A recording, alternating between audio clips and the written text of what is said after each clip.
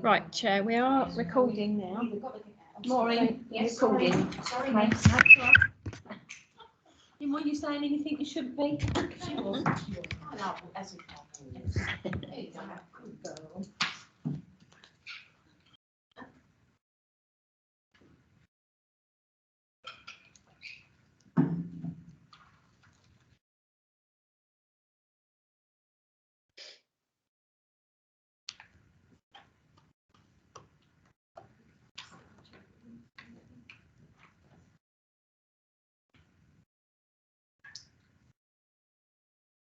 Start with that, Lizzie, do you think? Give her till 7.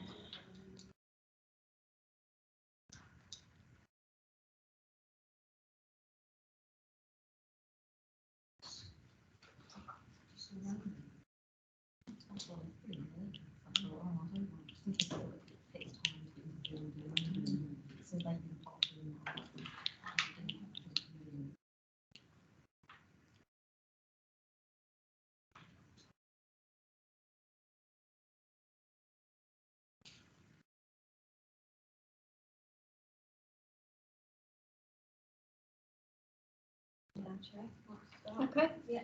Okay. Everybody all right? Yes. Excuse me back, won't you? Apologise this once. Okay. Any apologies for absence, Jenny? No, Chair. Okay. Has everybody read the minutes of the last meeting? Yeah. It wasn't too long, was it? No. I haven't got any items of urgent business, no, Jenny? No, Chair. Okay. Has anybody got any declarations of interest? No? Okay. Just to let everybody know that this is being recorded and it's going out tomorrow, Jenny? Yes. So it might not go as live as we are now, but it will go out tomorrow. We've got to be out of here by 9:30, so can anybody asking questions be quite concise in their questions? I don't want you not to ask any questions, but I just want them to be to the point, and you know, if we've got to get out of here, it's not like being over the other side. We can, Councillor Jeffries is going to get here later. He's in a meeting over the other side, so do the health and wellbeing item 6. Yes. Okay. Joe Corbin. Joe, you all right? Hi, yes, thank you, Chair. Can you hear me okay? I don't think the people behind me probably can, Joe. Yeah, okay. I'll speak up. No. I don't, let me see if I can. Joe, at us. Is that any better? No? Oh. I don't know what I can do at my end, Jenny. I don't think I can make myself any louder on my laptop. Try now, Joe. How's that? All right. Yeah, lovely. Went like that, perhaps too loud. Okay. I'm going to share some slides with you to give you an overview of the refresh of the health and wellbeing strategy that we're undertaking at the moment. So just give me a second, I will share my screen.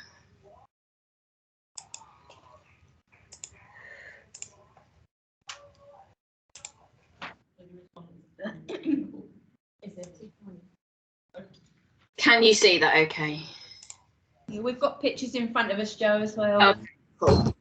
So, yes, so as you may know, the previous health and wellbeing strategy was developed in 2016 and runs until 2021. So we're undertaking a refresh of the strategy now.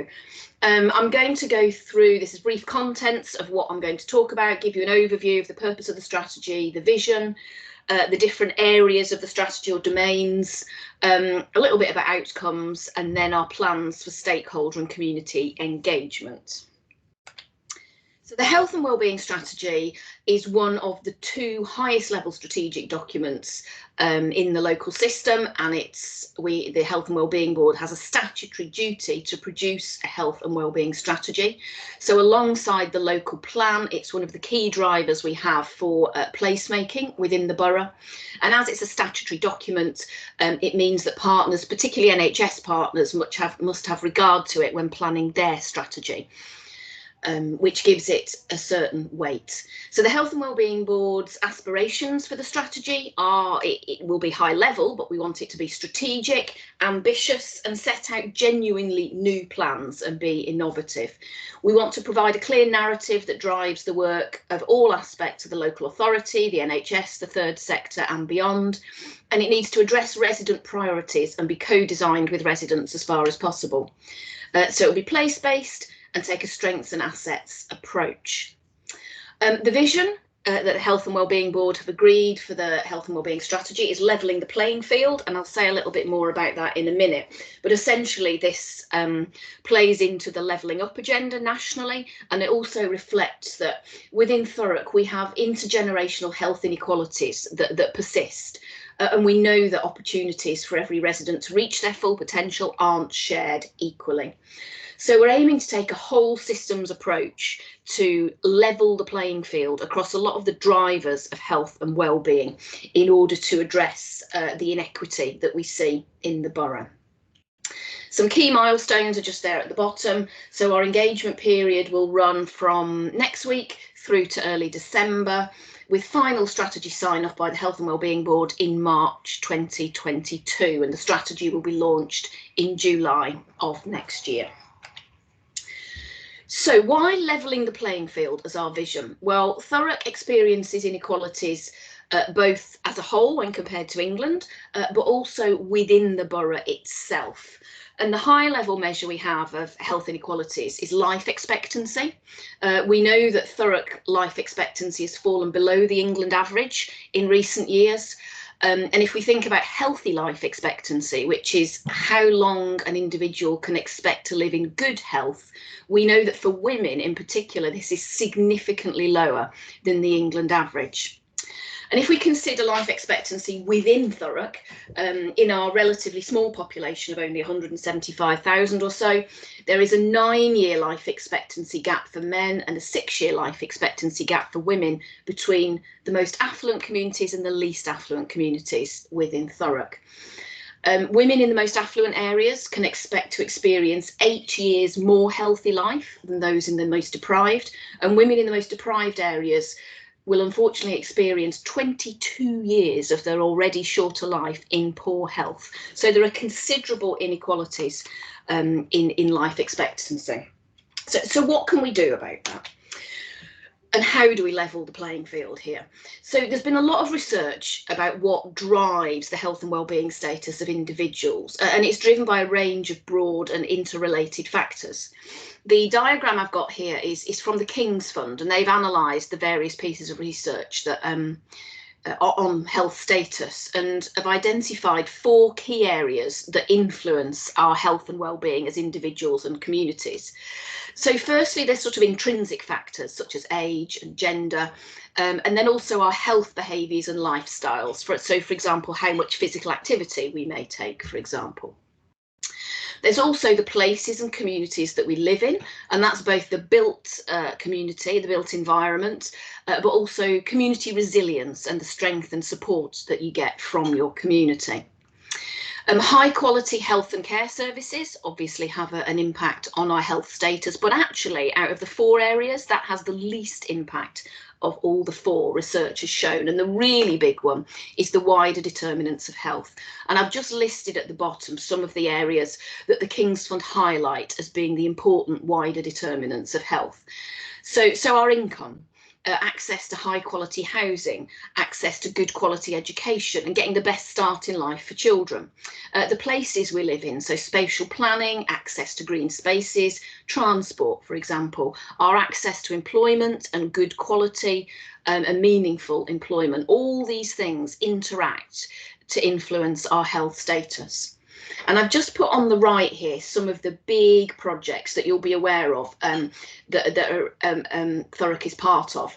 And a lot of these are really tackling those wider determinants of health. So the work around the Freeport and the Backing Thurrock agenda, for example, the work on the South Essex Estuary Park. The trick that we need to pull off in terms of health and wellbeing is to ensure that these big developments consider health and wellbeing as a core part, and that we maximise the impact on these wider determinants of health through these big scale projects that we're going to be undertaking. So in order to reflect all this in the health and wellbeing strategy, this is how we've structured it. We've divided the contents of the health and wellbeing strategy into 6 domains. And as you'll appreciate, the wider determinants of health are very broad. So this is a very broad strategy, which will necessarily need to be high level in order to cover this breadth. We've ensured that all the domains are aligned to one of the Council's key priorities of people, place and prosperity, and that's indicated by the colours on the different domains there. So what I'm going to do, I will quickly go through each of the 6 domains and just give you an outline of what the high level focus of these is. I will probably focus more for this committee on domains 4, 5 and 6 because I think that's probably more aligned with your committee focus, and I'll go perhaps a little bit quicker over domains 1 to 3. This is just to say how the strategy relates to other strategies that we have in Thurrock. So as I said, the health and wellbeing strategy is broad and high level, and then the delivery mechanisms and the detail of how we will achieve a lot of our ambitions will sit in the other strategies, sort of sitting under it. So for example, the Brighter Futures Children's strategy, the Adults Health and Care strategy that is in development, and then a range of other strategies such as the housing strategy, whole systems obesity strategy, etc. So the first domain is very much aligned to the adults health and care strategy that I just mentioned, and we're working very closely across adults housing and health with our NHS colleagues to develop this adults health and care strategy. And the thinking around this strategy is to drive more integrated care for adults, particularly those with more complex needs and multiple needs. It's going to focus on improved access to primary care and reduced variation in quality of care in primary care. And a lot of this is going to be driven by changes in our workforce model. So things like having new health and care roles that cross agency boundaries. So multiple roles can be undertaken by one person rather than having numerous people, say, going in and out of one person's house. We're going to look at how we do commissioning and commission our services in a different way, and in particular look at how we can co-produce them with the community in a much more meaningful and ongoing way. So that's what the first domain is all about. The second domain, staying healthier for longer, is about a lot of what could be considered some of the more traditional public health approaches to health. So the first one is about preventing ill health and promoting good health, meeting unmet needs and promoting smoking cessation, supporting people with weight management, and generally promoting good health. The second one is around identifying and managing long-term health conditions. And long-term health conditions, particularly circulatory conditions, are one of the key clinical drivers of inequalities. And sitting behind that, smoking is one of the key modifiable factors that underpins a lot of the health inequalities that we see. So these are really important areas. And then thirdly, of course, prioritising recovery post-COVID and picking up a lot of the inequalities that COVID has either created or worsened. The third domain is building strong and cohesive communities, and this is very much based on the work of the Stronger Together Thurrock partnership, and they've developed these high-level ambitions for us. So this is very much about ensuring all residents can have their voice heard, empowering residents to be active citizens and influence the decisions that affect their lives, and then also bringing together different communities to enhance a sense of belonging across different communities. Domain 4 is quite a broad domain and covers the work of quite a lot of the directorates within the council. So it's about opportunity for all and essentially starts before birth. So ensuring that our children get the best start in life, that they get access to good education so that everyone can realise their potential as they grow. But it's not just about children, we're also focusing on opportunities for adults to learn, and again thinking about levelling the playing field, focusing on the most vulnerable groups and people who can benefit most from adult learning and training. This domain will encompass all the work around backing Thurrock, so economic growth, but again what we need to do is ensure that the most vulnerable groups in our community really benefit from this economic growth agenda as much as the rest of the community. We want to work in partnership generally to reduce inequalities that exist socially for a lot of people, and really promote a vibrant local culture and local economy, so that we can invest in people and places and really recognise the potential for the community as well as for the built environment, etc. 5 is around housing and the environment, but is broader than just houses and parks. So firstly, we want to reduce homelessness in Thurrock, and this is very much about maintaining the gains that we've had during the COVID pandemic regarding homelessness. We also want to make sure that everyone has access to good quality housing in Thurrock, protecting people from hazards such as cold, damp and mould. And the group that developed the proposals for this domain thought there was a real specific need around access to housing for people who may be experiencing domestic abuse or sexual violence, and finding safe and secure housing for them and their families. The last 2 priorities in this domain relate very much to the local plan, to the regeneration activity that is going on within Thurrock, and again using those approaches to improve health, whether that's through promoting physical activity, reducing exposure to air pollution, or slightly more nuanced concepts like building community resilience through the built environment, and reducing the opportunity for antisocial behaviour to improve the quality of life experienced by all in Thurrock.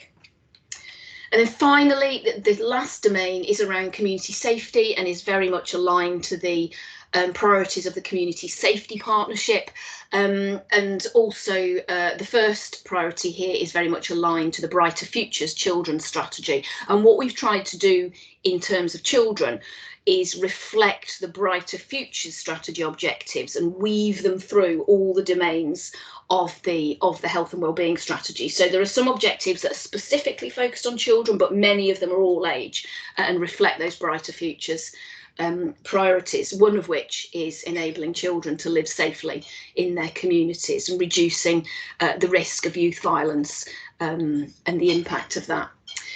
We also, under this domain, it's reducing action to reduce levels of crime, supporting victims of crime, and taking action to deter crime with a focus on those, again, who are most vulnerable to crime. So as you can see, it's a very broad strategy, and it will be quite high level. We will have an outcomes framework, and this is what the outcomes framework in the last strategy looked like. We've got our domains, we've got the priorities that we will agree, and then under each of the priorities we will identify a number of indicators that will tell us how well we're doing at levelling the playing field in that area.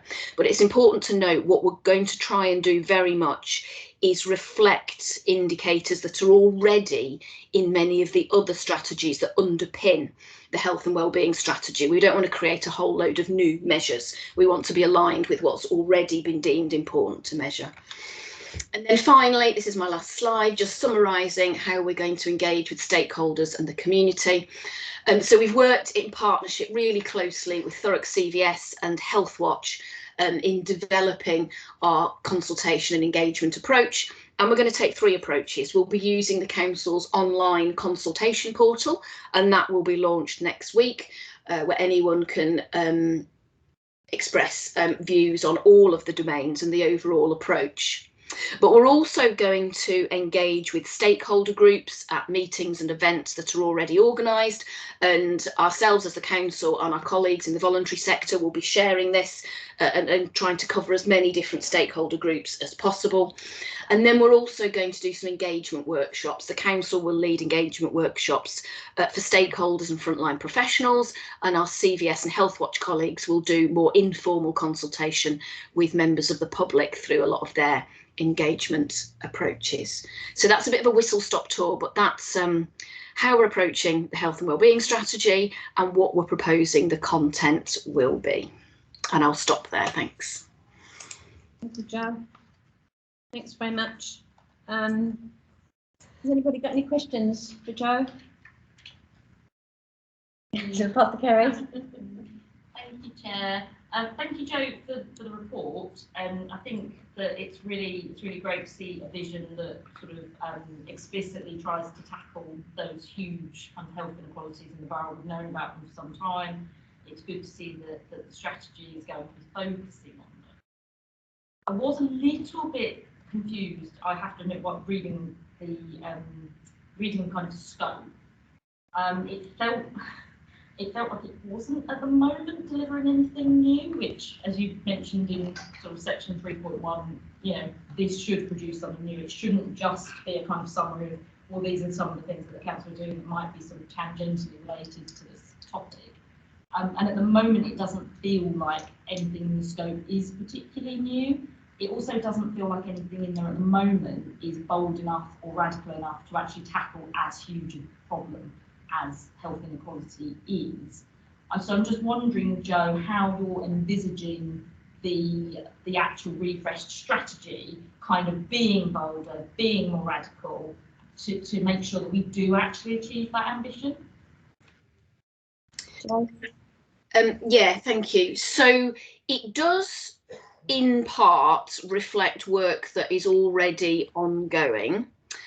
Particularly, for example, around the second domain, staying healthier for longer. And then there's a very good reason for that, that it takes quite a long time to impact health inequalities if you're starting from primary prevention. So promoting good health in the first place. If we're promoting good health for children, we'll continue to see those dividends for decades to come.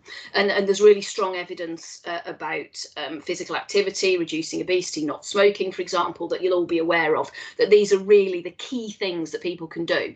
So we wouldn't want to change that, because this is absolutely the foundation of promoting health and well-being. But in other areas, I think we are being more radical, and I may not have concentrated on the detail enough for that to come through. So I think the work that we're doing around the adults health and care strategy, we're very much trying to take a different approach that we've taken before to commissioning and providing services. So we're looking, for example, at taking a human learning systems approach to how we plan and how we, I suppose, facilitate the delivery of care. So for the past sort of decade or so, both health and social care services have been commissioned by one group of people, provided by someone else, and then there's a recipient. And what we're trying to do is actually break down some of that and work together. The human learning systems approach is about actually taking steps, seeing if they work and building on them. So you're constantly revising, reviewing what we do. So what that would mean, for example, in terms of contracts, we would, instead of saying we want, you know, X widgets produced in 3 years to this quality, we would say, actually, what we want is these widgets to be used in this way. Let's all work together at the start of the contract to work out the best way to do that for the people involved. So it's very much about co-production between providers and recipients of services, and almost facilitated by the people who previously would have done commissioning. Now, this is sort of quite technical processy stuff, but we think in this way we will actually get a much more responsive and versatile service in terms of health and care. So that's sort of one example of where we're trying to go beyond what we've already got. Do you want to come back? Yeah. Okay. So thank you. So that was quite a specific example. I'm not sure, having been knocking around public policy for a long time now, I'm not sure co-production is new, but it's a new idea. But you know, maybe it is the implementation. So I'm guessing sort of through the process of the consultation and the refresh being written, we will get to that point where some of these more kind of sort of hopefully bolder and more radical things are coming through a bit better.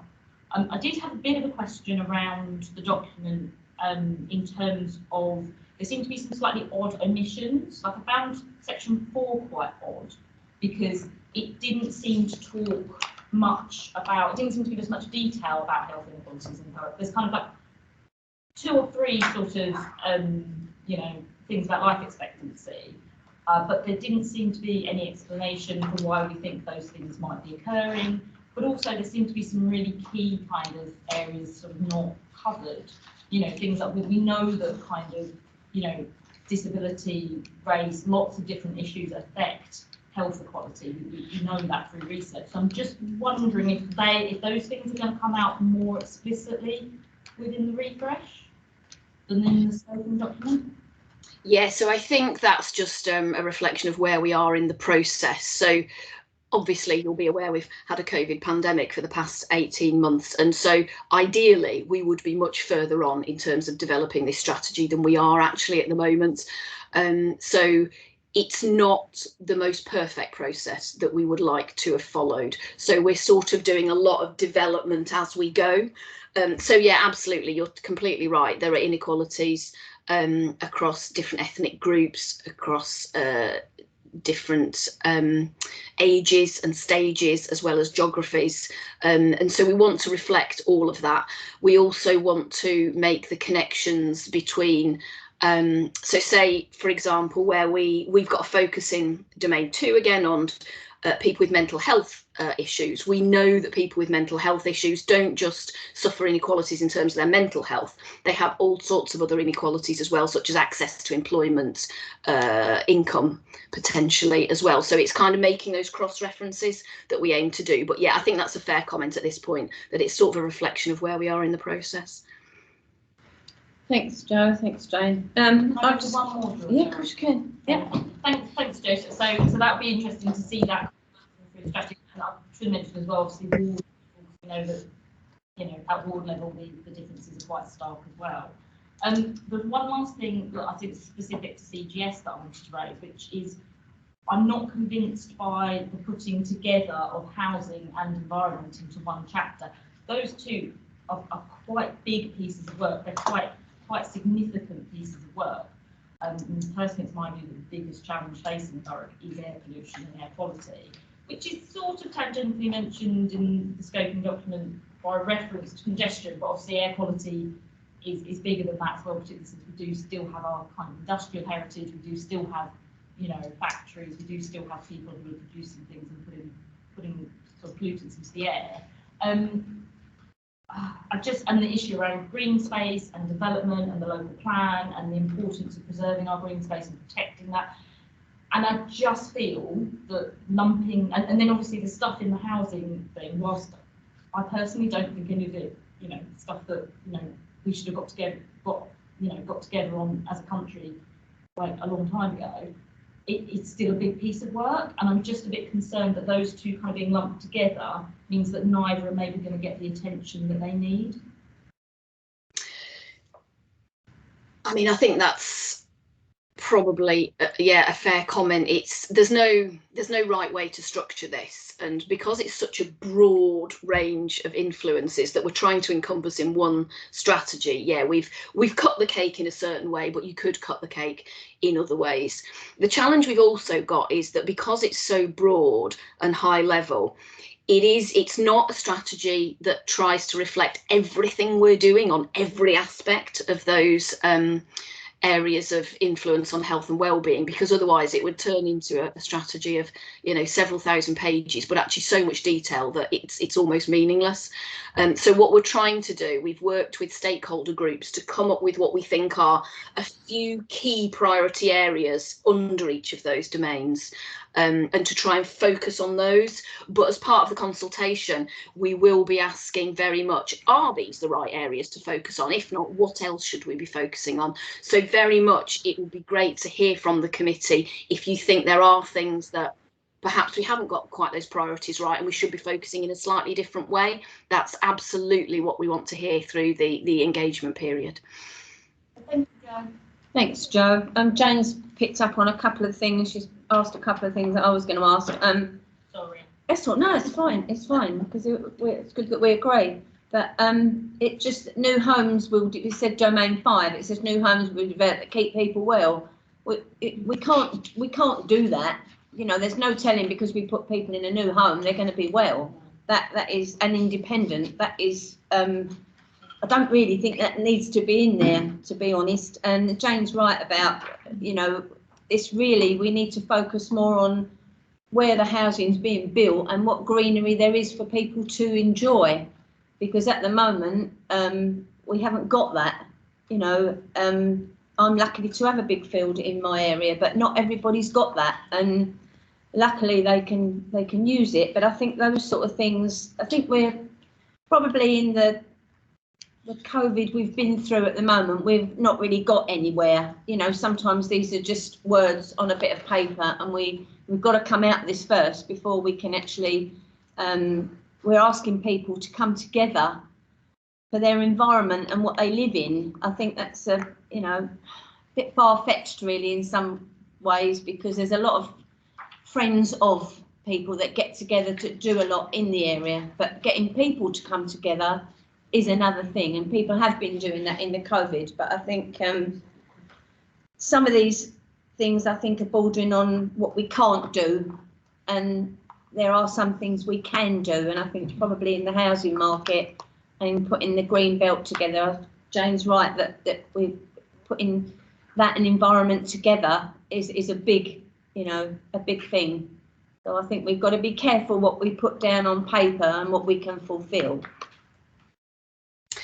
Yeah, so I'll take sort of those points in turn. So as I said, what we're trying to do is make sure that, so these are the high level priorities, and then there's obviously more detail behind these. I haven't gone into the detail of everything because we'd be here all night, but there will be a bit more detail in the consultation document.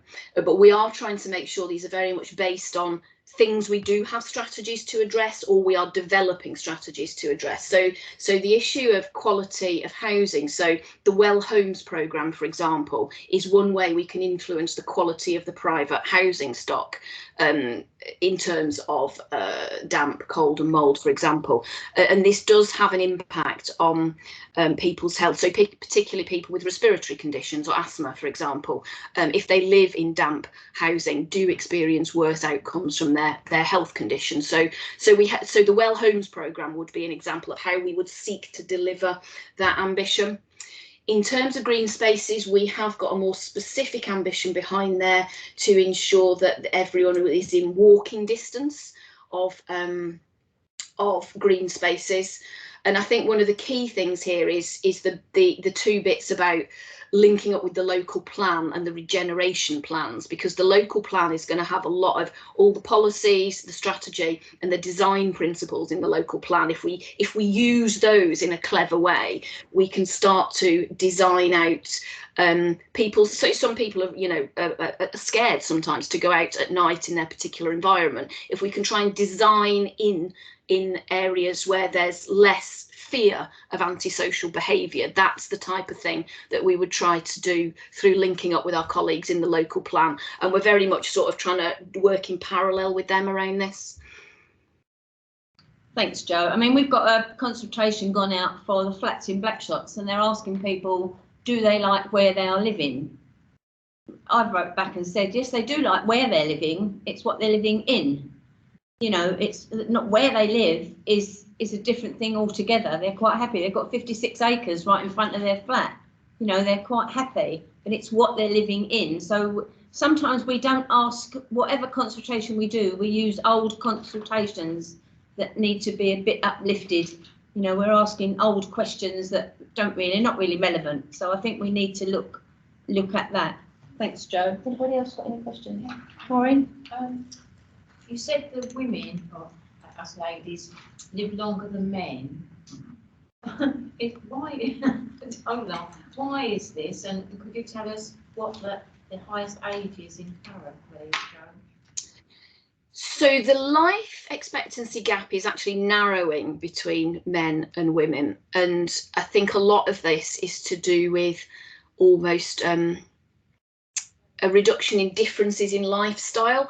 So back in the sort of the 1980s, there were really quite striking differences in life expectancy between men and women, and a lot of that was driven by the lifestyle differences of men and women almost 30 years before, where men were a lot more likely to smoke, for example, more likely to work in a hazardous job, whereas lifestyles have come together and there's less difference now, I think, between men and women, and that is partly what's driving some of this this narrowing of the life expectancy gap between the genders. Smoking is a massive part of that. You know, smoking rates have fallen phenomenally over the past 30 years, and the biggest drop has been in men because smoking rates were so much higher in men. So a lot of it is to do with that. Some of it may well be intrinsic, whether it'll ever be equal, you know, I wouldn't like to say. The life expectancy. The life expectancy, I haven't got the exact figures in front of me, but in Thurrock, I think it is around 82 for women and about 79 for men, something like that. I'd have to look at the exact figures. I can find them if you're interested. But that's a sort of average life expectancy. Obviously, some people live longer and some people sadly die earlier. Thanks, Jo. Jo. I know I've got a few more years yet. Anybody else got any questions? I'm sorry to have that. Lizzie? Thank you, Chair. It's slightly moving on from what Maureen was saying about the life expectancy. But when you were talking about the inequality disparity across the borough between the different regions of sort of affluence, how does that compare with other areas in the country? Is the sort of difference between rich and poor sort of life expectancy and health the same as it is in Thurrock, or is it slightly exaggerated here? No, that's a really good question, and you're right. It is a picture we see across the country. So we see this difference in life expectancy. You know, nationally, if you look at the national differences between the most affluent groups and the least affluent groups, you see it, but you also see it in small local areas, and pretty much every local authority has this disparity to some extent, but it's more exaggerated in some areas. It's usually quite often the areas a bit like Thurrock that has a history of heavy industry. A lot of the areas in the northwest and the northeast, for example, have quite high disparities in life expectancy and quite high inequalities. So it's not unusual. The fact that it's so all-pervading, just highlights how difficult it is to really get traction on some of these things. That said, the life expectancy gap in Thurrock has reduced somewhat in recent years, but it's still there. Yeah. Anybody else got any questions? Okay, thanks, Jo, for that. I think if we've got any other questions, Jo, we can send them to you anyway, can't we? Yeah, thank you very much, and I'd be really keen to get any comments, particularly about the contents of the domains through our engagement process. And any questions, please get back to me. Thanks very much for giving me the time to talk to you about it today. Much appreciated. Very much. Cheers. Sorry, did you want to sign off the recommendations just to make sure? Agreed. Thanks, Jane. Quite a lot. Yeah, recommendations 1.1, 1.2, 1.3 and 1.4 and all the rest, 1.5, 1.6. Is everybody in agreement? Agreed. Yes. Thank you very much. Thanks, Jenny.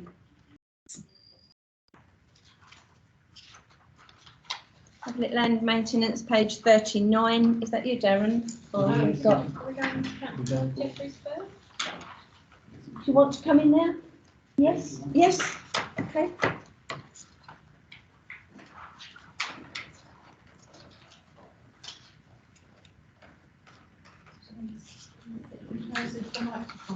And I'm only here to answer questions. Okay. I think it's best to just ask you a few questions, Yeah. really. Yeah. Is everybody happy with that? Yeah. Put you here and Where do you want me?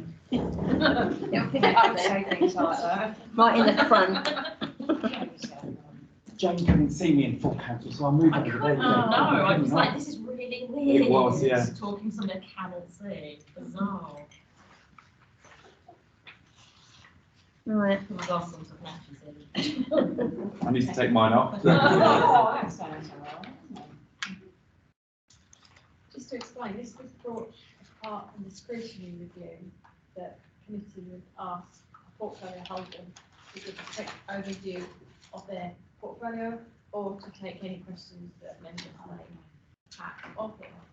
So we'll open the floor.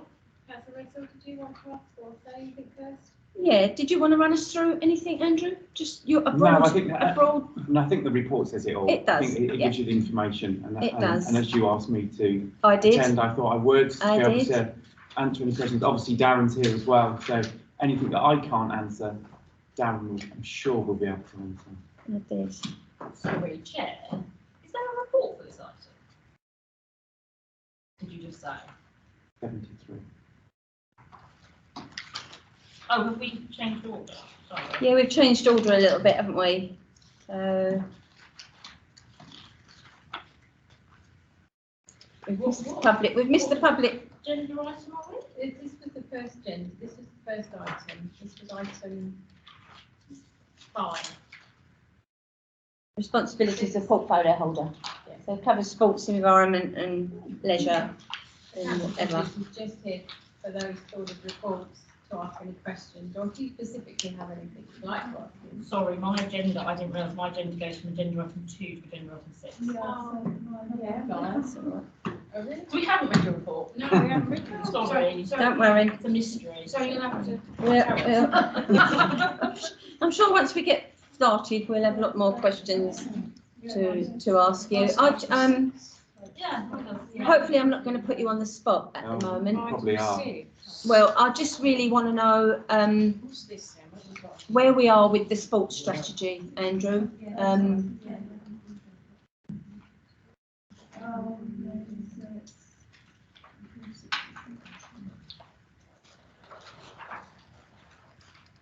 Right. Yeah. Okay. I've just asked Andrew where we are. Councillor Jeffries is just here to answer any questions on those reports, because they're environment reports. I guess it's not a separate report just about. No, Jeffrey's no, responsibilities. just Right, questions sorry. you may want to ask. He's just here. Sorry, No. right, okay. Related to the reports that are in front of us. Yes, Yes. but if you Right. have anything specific you'd like to ask him while he's Yeah. here, Fine, that he okay, didn't sorry, cover in I'm his very council confused report. then. Right. I'm just going to go in because I just want to ask where we are with the sports strategy and how far ahead we are and when it's likely to perhaps come to us. And have you any knowledge of the 2,500 that's being charged on anything that's put on a field for residents to use? Because that hasn't really come through to everybody. And although I've been speaking to people on parks throughout the borough, it hasn't really come through as an issue. So I really need to know where we are. I'm only asking because we have asked to put something on Blackshot's field, which most of the parks have already got. We haven't been turned down yet, but it looks like we may do because we can't afford the 2,500 that is going to be charged, or if and when it's going to be charged. So I haven't really heard anything about that. Just those two questions, Andrew. Okay, so the first one about the sports strategy. Yeah. You'll have to admit, I mean, literally have only been in the post a few months, so That's it right. is something that we're working on. It is something that I've made a priority, and hopefully we'll be bringing something to you fairly soon.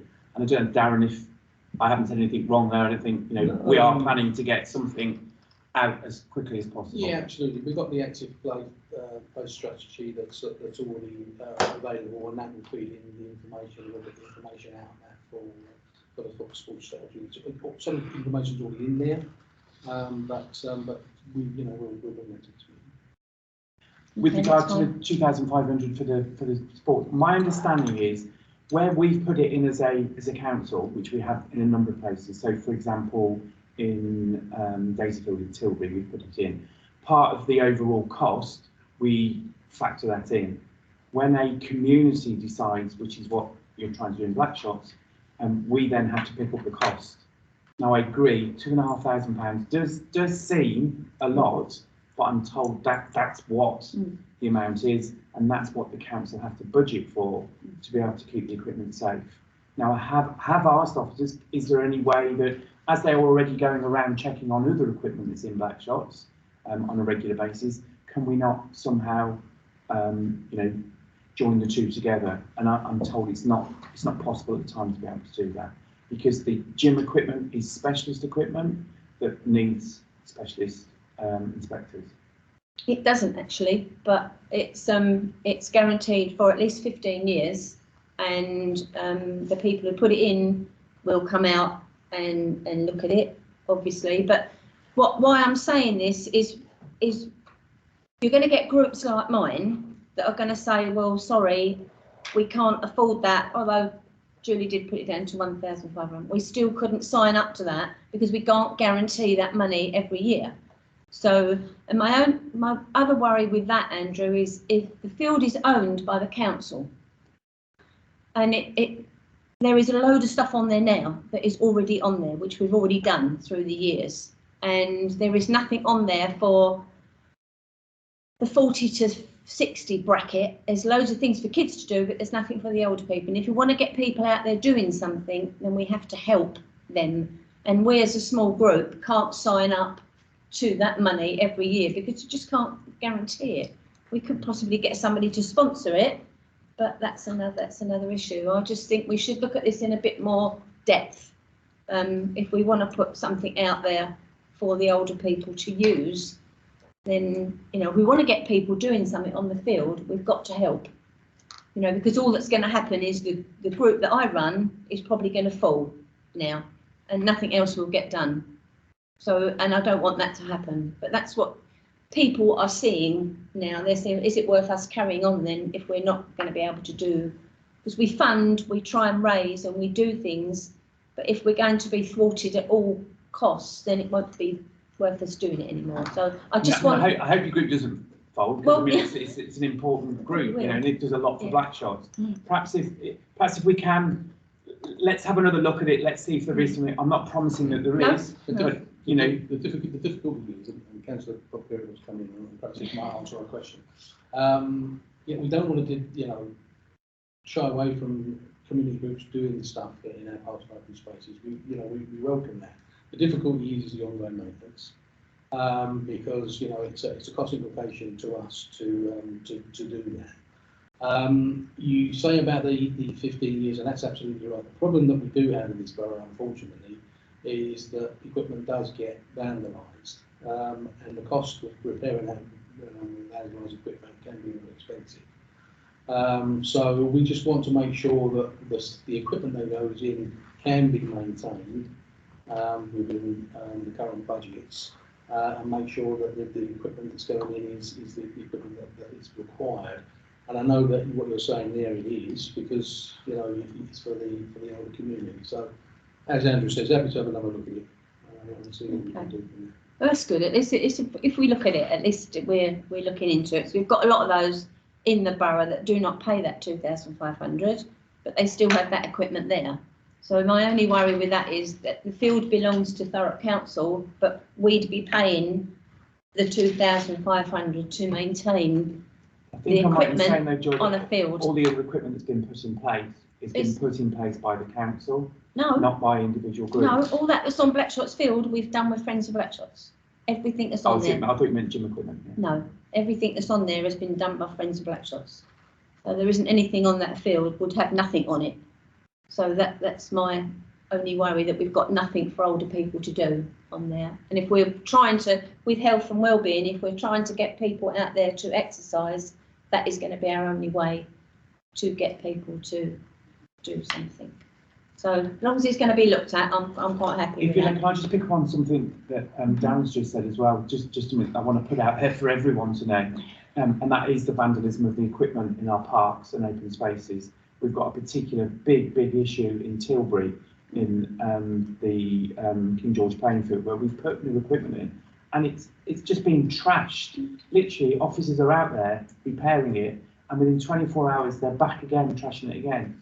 You know, please, as communities, we need to look out for this and call it out and report it to the police. We're trying to do things in Tilbury now at the moment to try and stop that. I mean, you know, it's got silly to the point where we've got to reduce one piece of equipment by 2 inches, is it? So that we no longer have to have safety mats. So we can take the safety mats away and the equipment can still be used. And it's such a shame, because when I've been over to those fields, those parks, kids are out there playing, they're using it, you know, and they want to use it, but then the next day they can't because, you know, a group of yobs have actually trashed it. So, you know, through you, if I can just put that plea out, you know, if you see that kind of behaviour, report it. Let's stop it. We've been lucky on Black Shots. We've had no vandalism. What's the touch wood at the moment?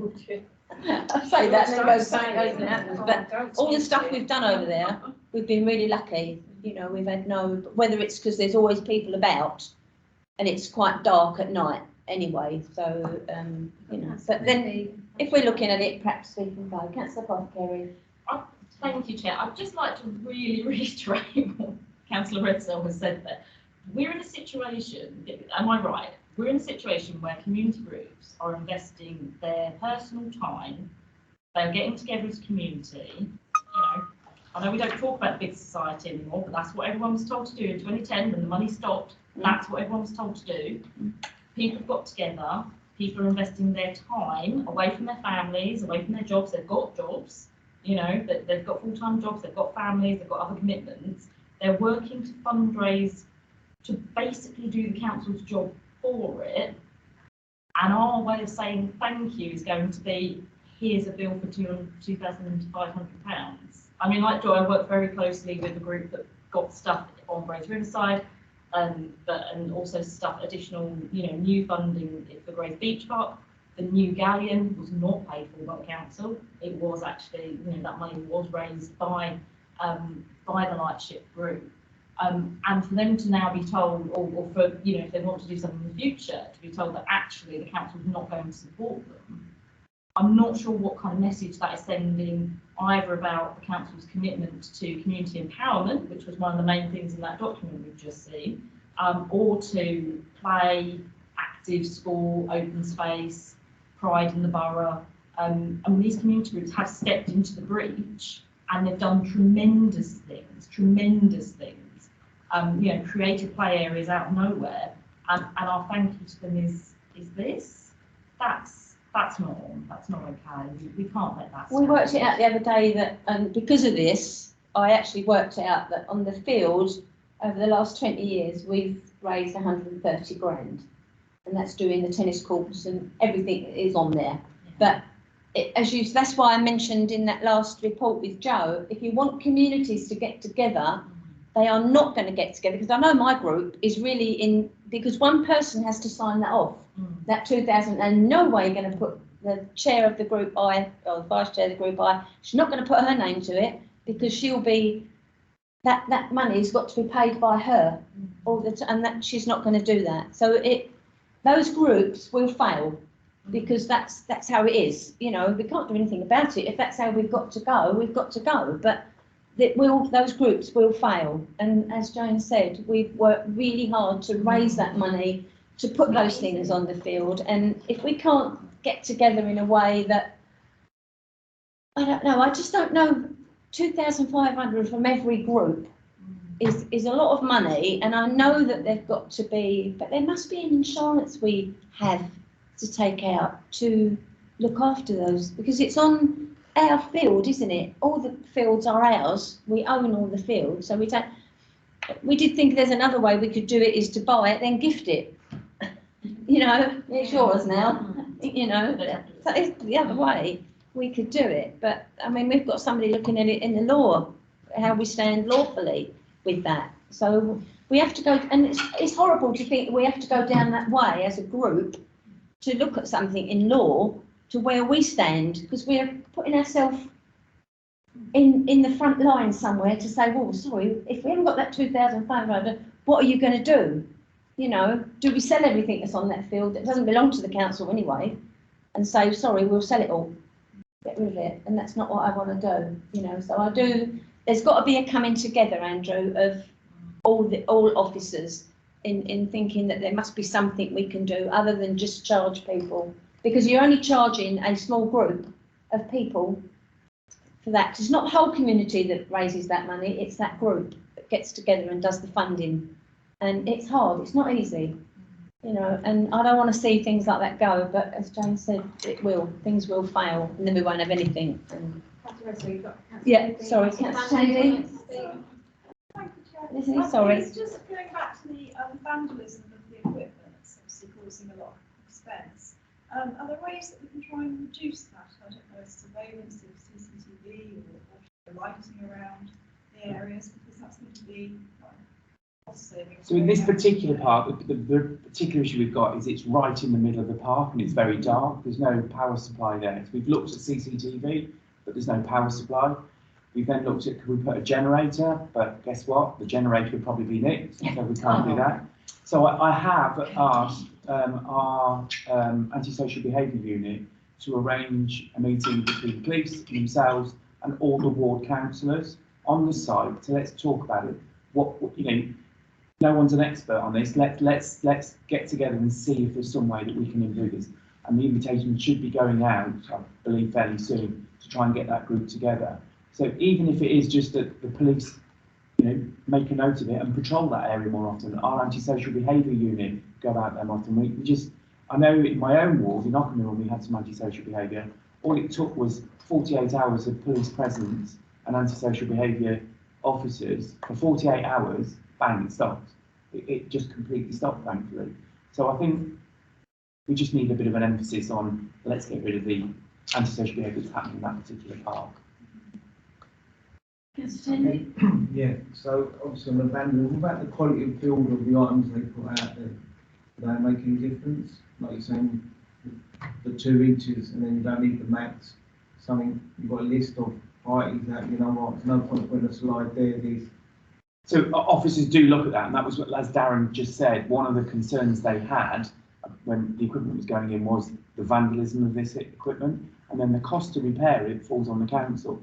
If you're going out continually having to repair equipment, you should take that into account. So yes, on this particular one, knock 2 inches off, no longer leave the safety mats. But these safety mats, I mean, how big are they? About 8 inches, the pegs that go into the ground. Yes, yeah. So they're no small thing, and for someone to actually pull it up, it certainly isn't a child, you know, that big. It's a, you know, it's a big child sort of thing that's pulling them out of the ground. Perhaps we should be using comms a bit more as well to get to people, to tell people, you know, you won't get this equipment. Yeah, It's you about won't get this equipment if vandals keep doing it, and then you might get community want to get in on it. I've just planted a planter on the front of Impulse Leisure and put a big plant in the middle, and all plants are over. Somebody's whipped the plant out the top, and I come past. Yeah, do you know what? That was the most thing that upset me. Yeah. I'll have that done. I've put so many things into the planters on Cranberry Street, and they've all been nicked. Yeah. I've put little just cord lines that were costing £5 to put in on each one. It's full view as well. And they've been taken out. And we didn't use Friends of Blackshot's money, we just used our own money. Yeah. We went out there and planted it and put it in, because I go past it every day. Just a big plant in the middle, somebody's whipped I'm it. glad it's not just me then. Well, you just think to yourself, what am I doing? You know. Luckily in our ward, David's still got his little plants in. Touch wood, I think you try and do. No, we do look at it. We do try and make sure that the equipment. Obviously the mats are gone, but is the actual equipment fine? Yes, the actual equipment's fine, but obviously the children, you know, using it haven't got the. Sorry, only because you know, I've got a bit more knowledge on this. It's a part and piece of equipment, so it's one of these ones, these new fancy ones where kids jump up and down, and they, you know, when you see them jumping off buildings and they can bounce it. So it's one of those pieces of equipment. So the height that it's at the moment, it needs matting underneath it to protect them just in case they fall. They can drop you by 2 inches, it doesn't. But we had that piece of equipment in there, and if you recall, the following week it was burnt underneath, the mat was burnt out straight away, a week after it went in. So we replaced that with the new matting, quite a thick matting, as Councillor says. It's the pegs are well into the ground, so it's not just a case of, you know, children pulling it out. But within again weeks it was pulled up and thrown across the ground. So what we're going to do now is reduce that piece of equipment by 2 inches, which means that it's not as best as it could be and used to its full capacity, but it means we haven't got to have matting underneath it, and then we just have grass, which is what we're going to do. So, you know, just to echo, this is not, you know, everywhere. Some places are, you know, the community are looking after and watching on at the parks and open spaces, but this does happen. It is real. and you know, anything we can do to prevent that will help I us. think you improved halfway had the same problem, is it? So on the ground, you've got like wood cuttings, Wood chip, yeah. Yeah, wood chips, can we put wood chips? Yeah, the type of equipment needs to have a spongy surface, so the wood chips is not sufficient enough underneath this piece of equipment. So yeah, I mean we're working around it, but it's just easier.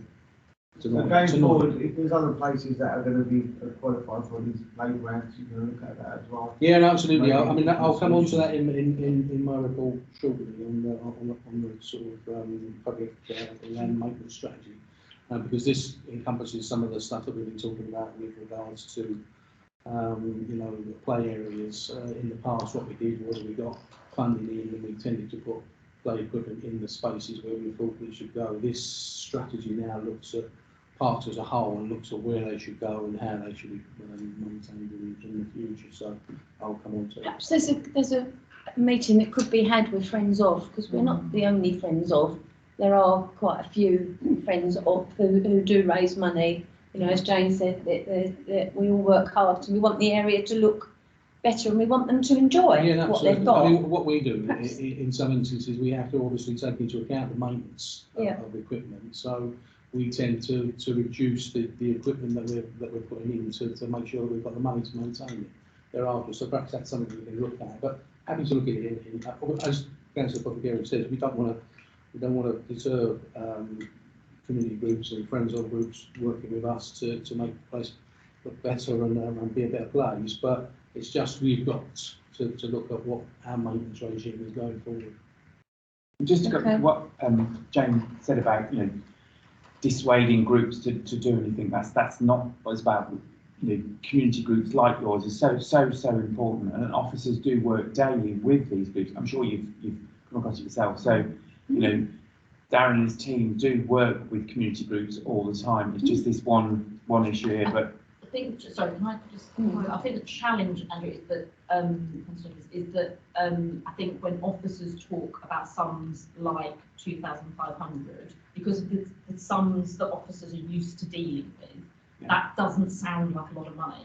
But when it's a community group going, hang on a sec, it took us an event just to, a whole event with like hours of prep, weeks and months of preparation to raise 200 quid.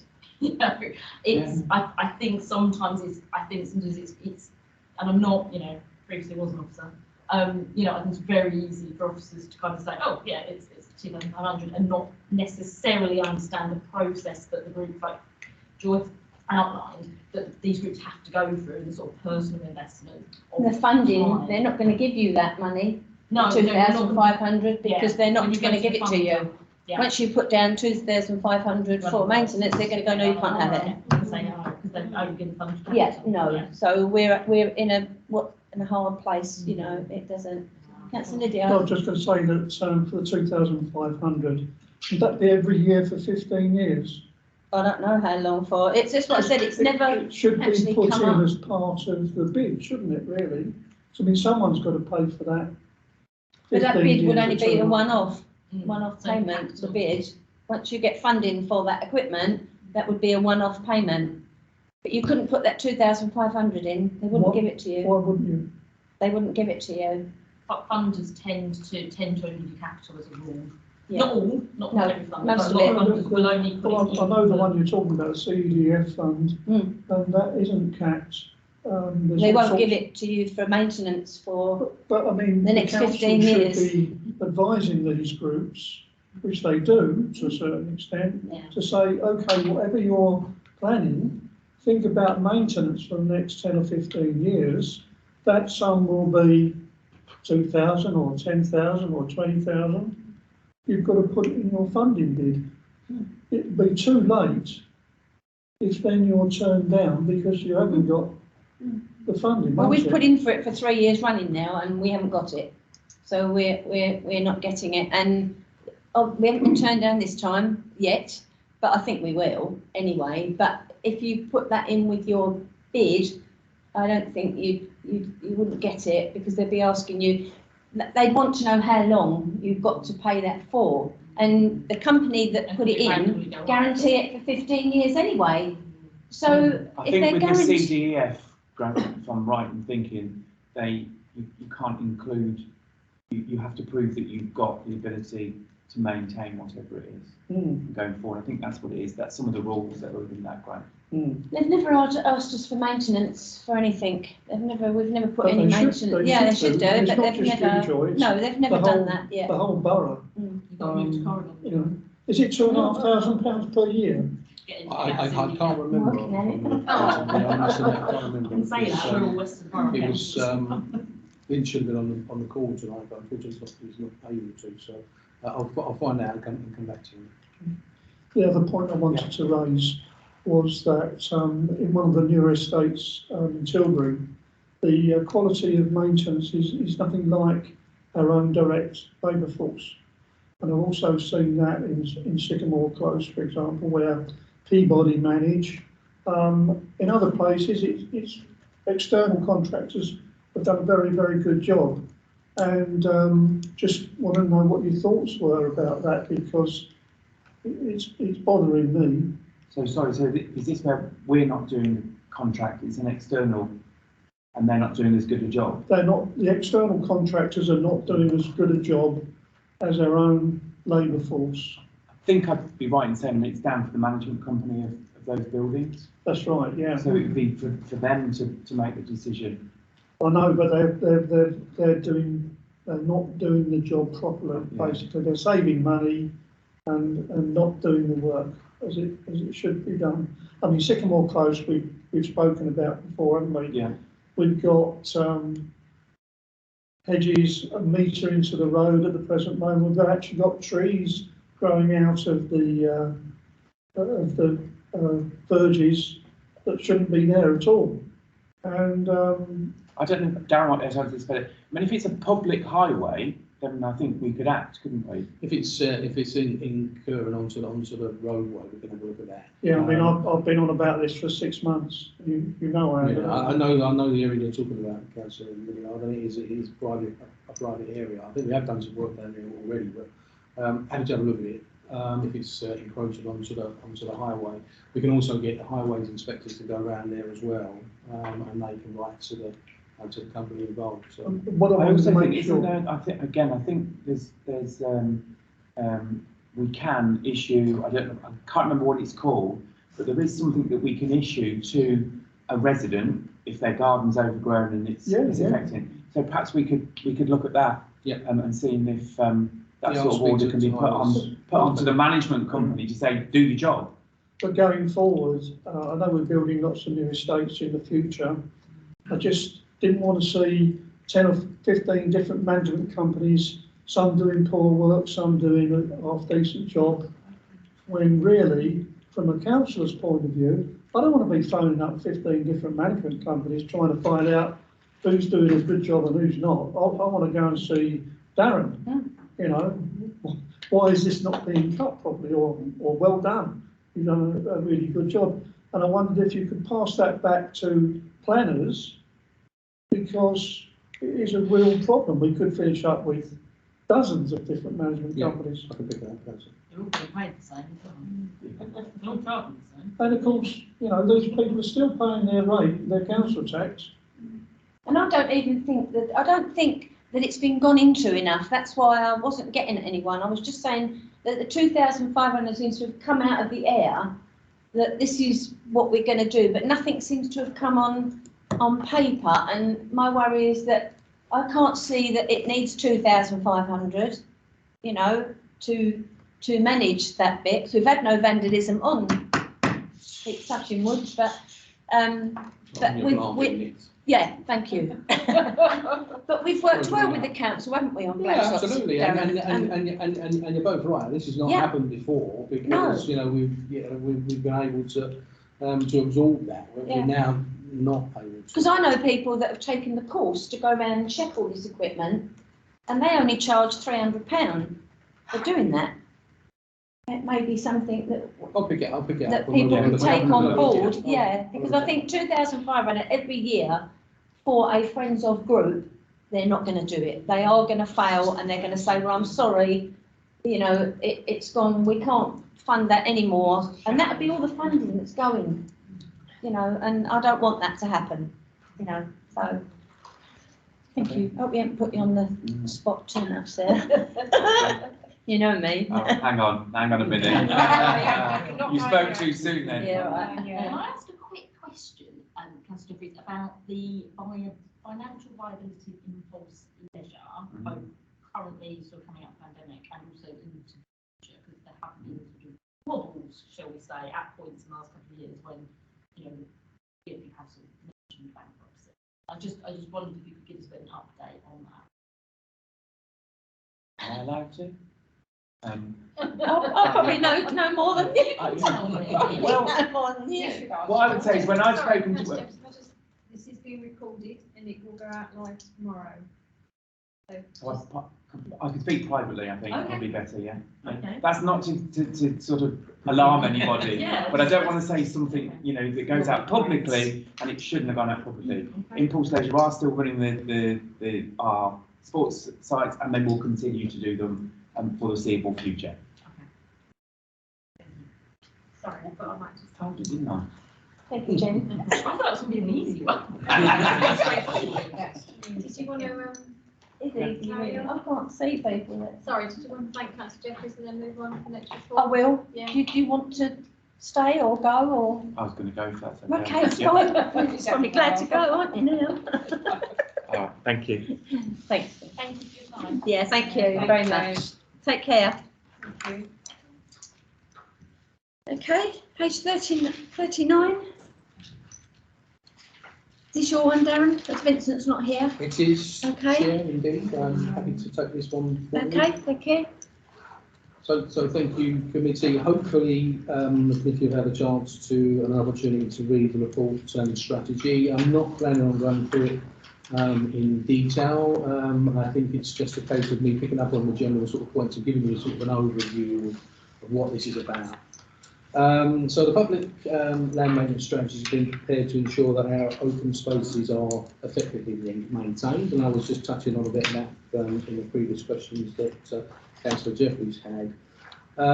This will decrease the amount of maintenance required in some areas, which will allow us to redirect sort of our resources and target other areas that require more maintenance. And by that, what I mean is that what we tend to do at the moment is cut grass, cut grass, cut grass, and cut grass.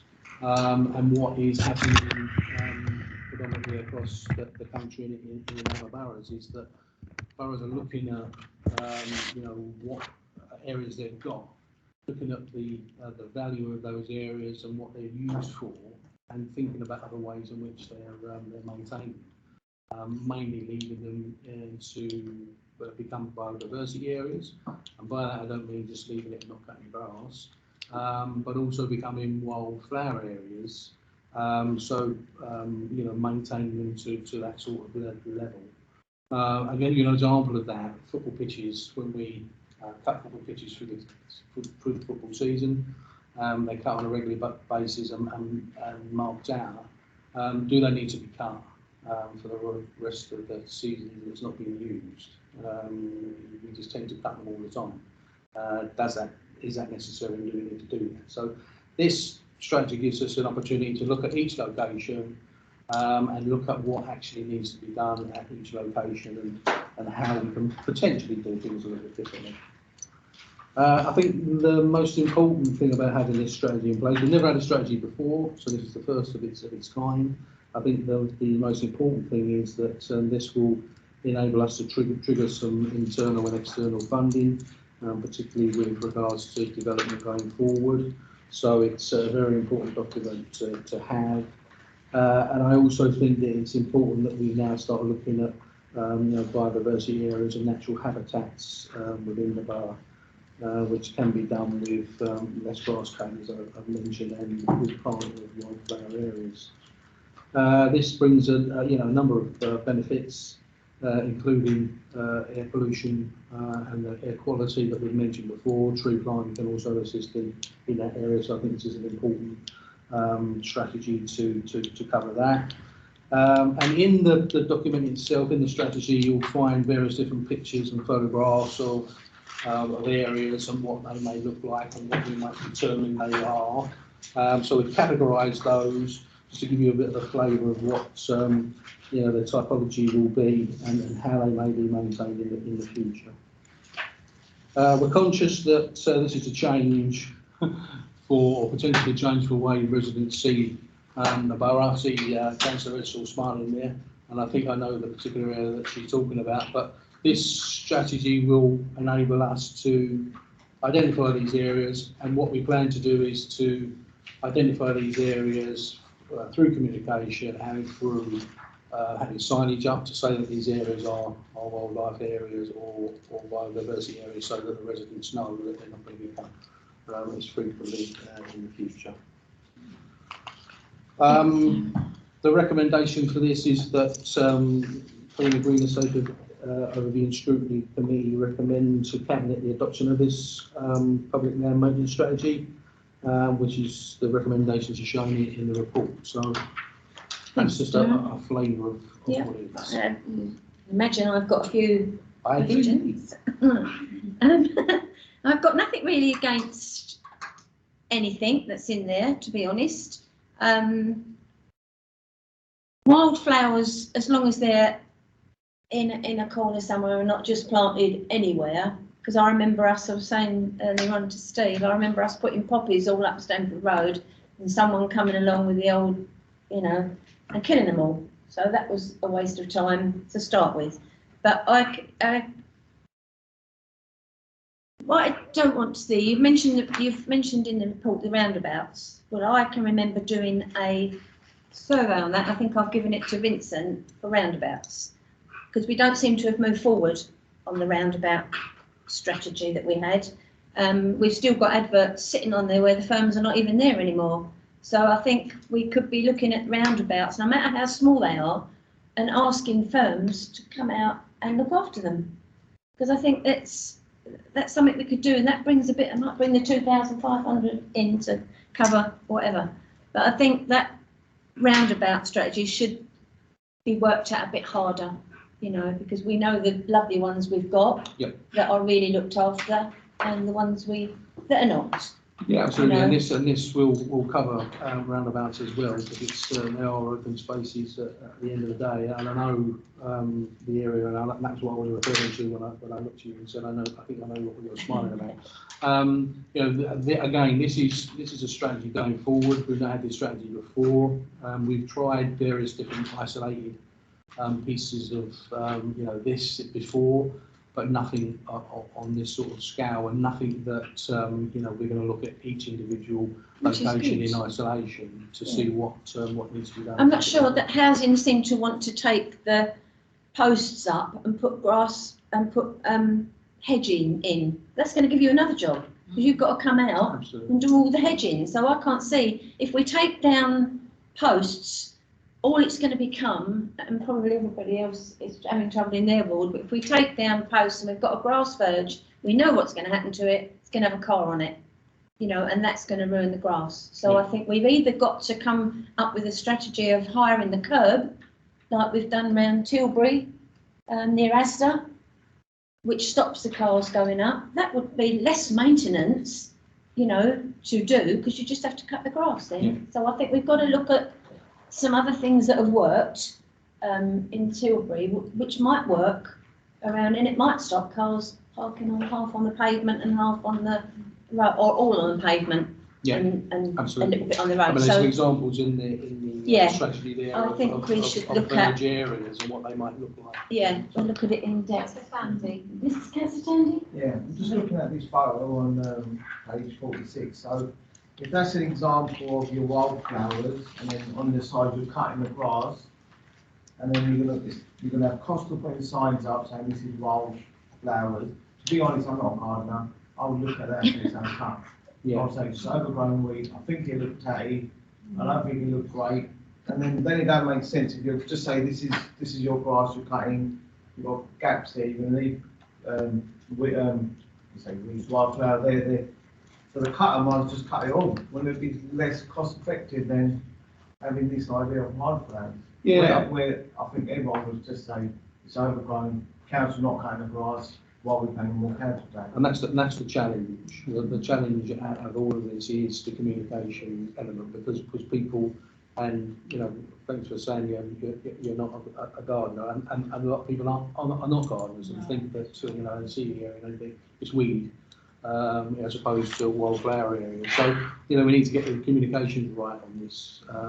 With regards to cutting areas, these are just examples of grass verges on page 46, where you know the verges have just been left; they've not been cut at all. So you know there may be mixtures within open spaces and parks themselves where we've got you know not completely areas like this, but small areas that can be left, so wildlife habitat can grow in there, and you know it's not.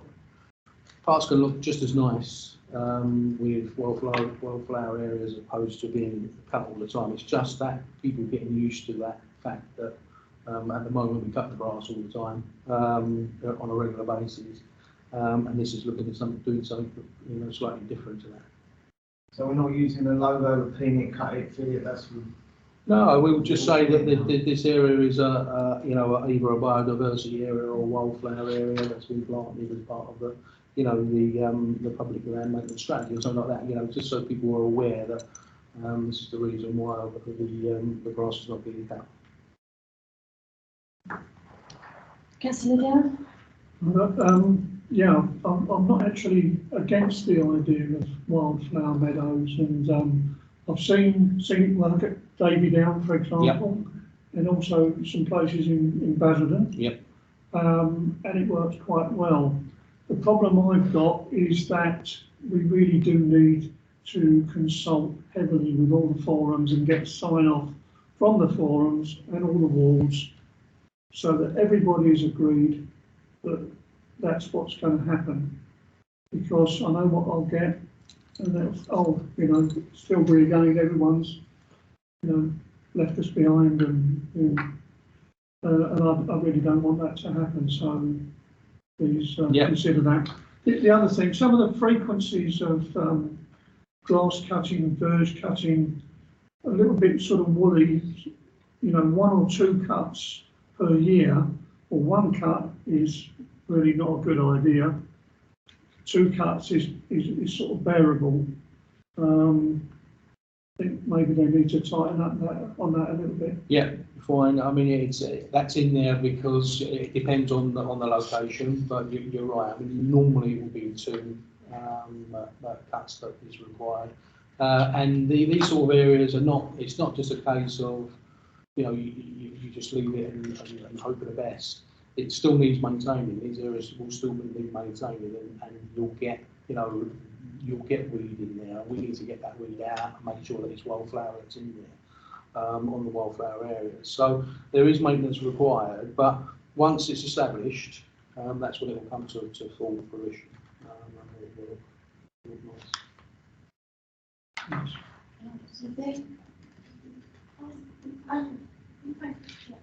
I think it's a brilliant idea. Moving to wildflowers and meadows and all we can do to improve the environment. I do think Councillor Plum's point is valid, that not everyone will understand what we're doing, and it's just the council becoming lazy. But there is more and more coverage on it on television and newspapers and magazines, and everywhere you drive now, driving along to the motorways and stretches of wild meadow on the side, so it's becoming more widespread. So I think it's a brilliant idea.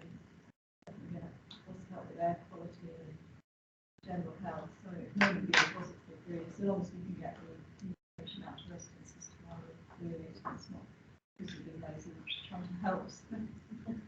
Absolutely. We'll probably do that on a lot of places that Highways England that are full of rubbish. They won't come out and do it. It might be a good place where we could clear the rubbish and then put wildflowers in there. So there's some seeds. Yeah. England. I'll just reiterate what Lizzie, with wildflowers, they look nice, but a lot of wildflowers, don't get me wrong, I like the idea, but they're all different heights, they grow, and also what with the wind and literally seeding, they just run amok. I mean, I had that with my garden. I've got a lovely little bunch of these seeds. I sprinkled them all at the bottom there, all over my garden. They all got round the front. I thought, oh, I don't like that one. It had the deepest roots going, and you know, there was problems. But I'm not against the idea of it all. Yeah, no, absolutely, and you know, it's the same as I've already reiterated. You know, the view some people may be that it's just just leave it there, just leave it there, not. But there will be maintenance required to get to where we need to get to. I think it's run along. Otherwise, we will be. Yeah. Councillor Apothecary? Thank you, Chair. Yeah, I think I'd reiterate the general kind of consensus in the room about sort of, wildflowers, this could be really good, but actually they take quite a bit of maintenance to make sure they don't just look like, oh, it's just been left. I just wanted to ask a question about the general approach of this, of the whole piece. And I I have a slight concern, because there was a lot of work and thought today. My concern is, and as Councillor Lydia mentioned, there's some frequencies there that are low. My concern is that this approach could potentially stop the council being responsive to ward members and residents. So I suppose my question is, how do we avoid this becoming a kind of computer says no sort of document where if I say, that looks awful, could you come and cut it, please? And the response comes back to me as, well, on my schedule, that's this type of land, and it only gets cut once a year, and it's being cut. But it's looking awful because maybe we have more rain, or we have more sun, or whatever it might be, or maybe it's not got the right classification, whatever it might be.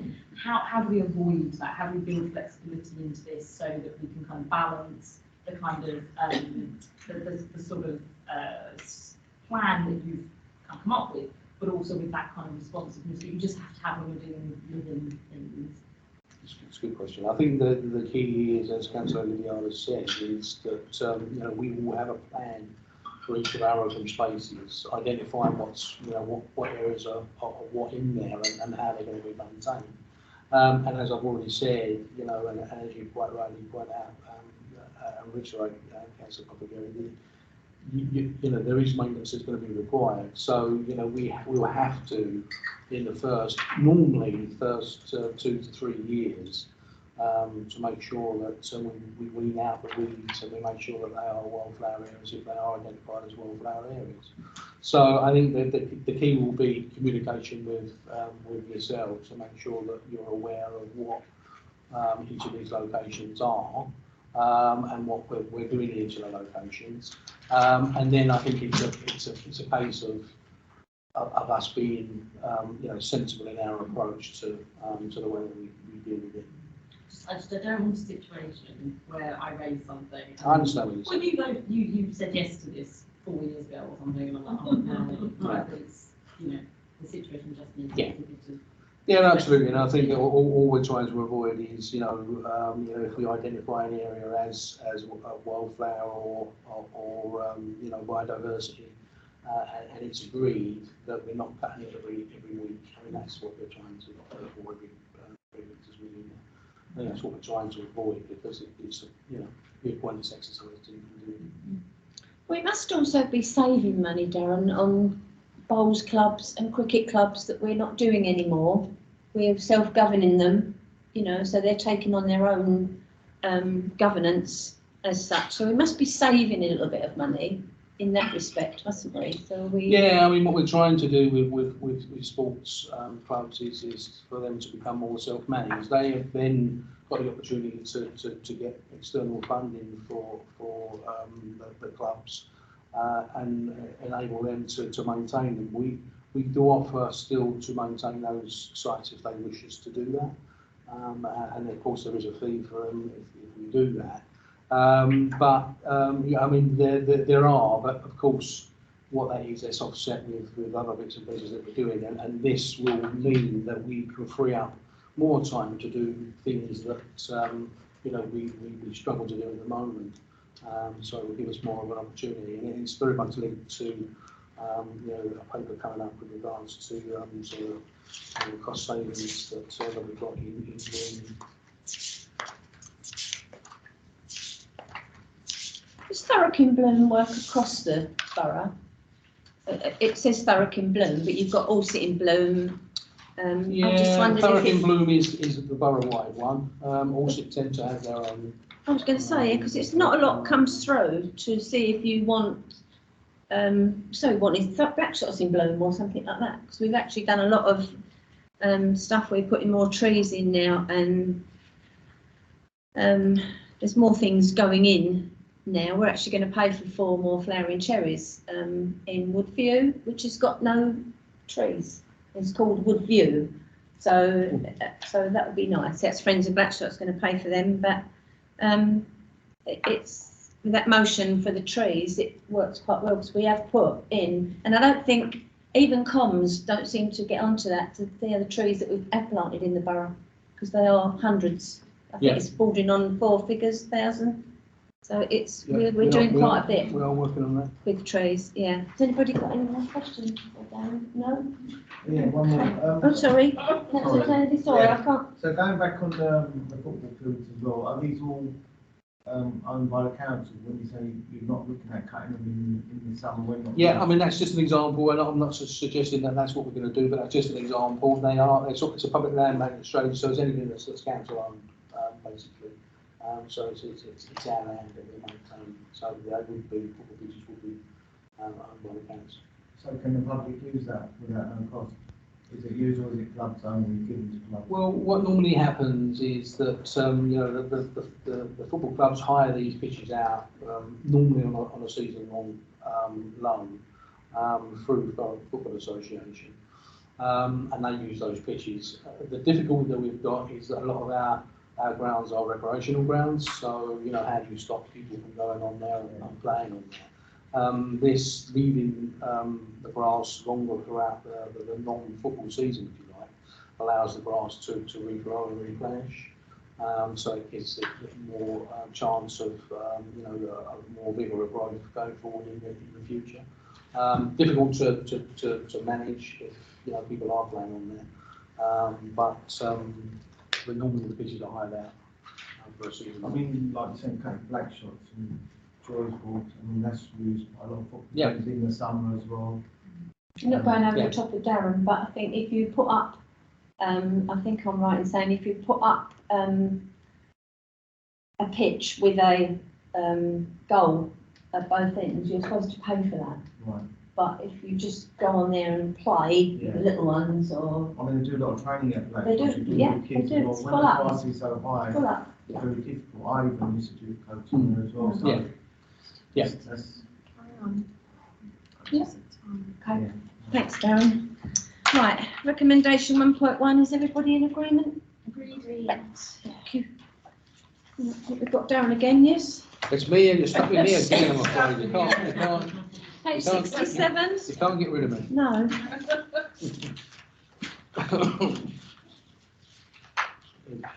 We're getting through. We're getting there. Yeah. We are. Household waste. Yes.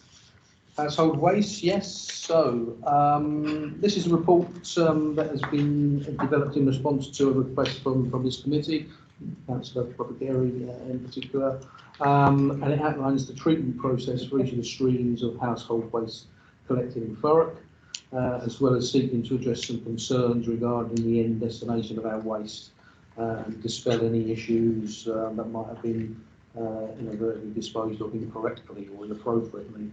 So the report is quite self-explanatory. Again, I'm not intending on going through it in detail, but it outlines the 3 curbside collections that we've currently got in place, and it also identifies the principles of the waste hierarchy and the disposal route for each of the household waste streams that we use in the borough.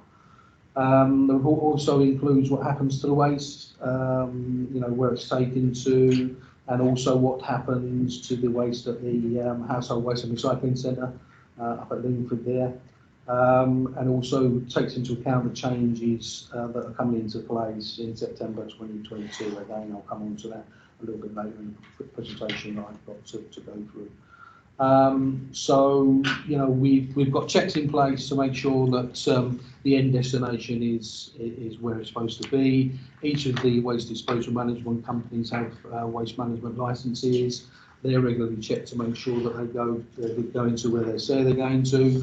Weighbridge tickets come to us, so when our vehicles go into the stations, we get a weighbridge ticket. They're checked to make sure that those streams are going into the streams that they should be. So there's quite stringent checks to make sure that we're doing what we're supposed to be doing, and our waste is going where it needs to go to. Thanks, Darren. I've got a couple of questions, but I think most of us in our wards, we've seen sometimes the lorry come round and pick up both bins and put it in the same one. Doesn't happen very often, but it does happen.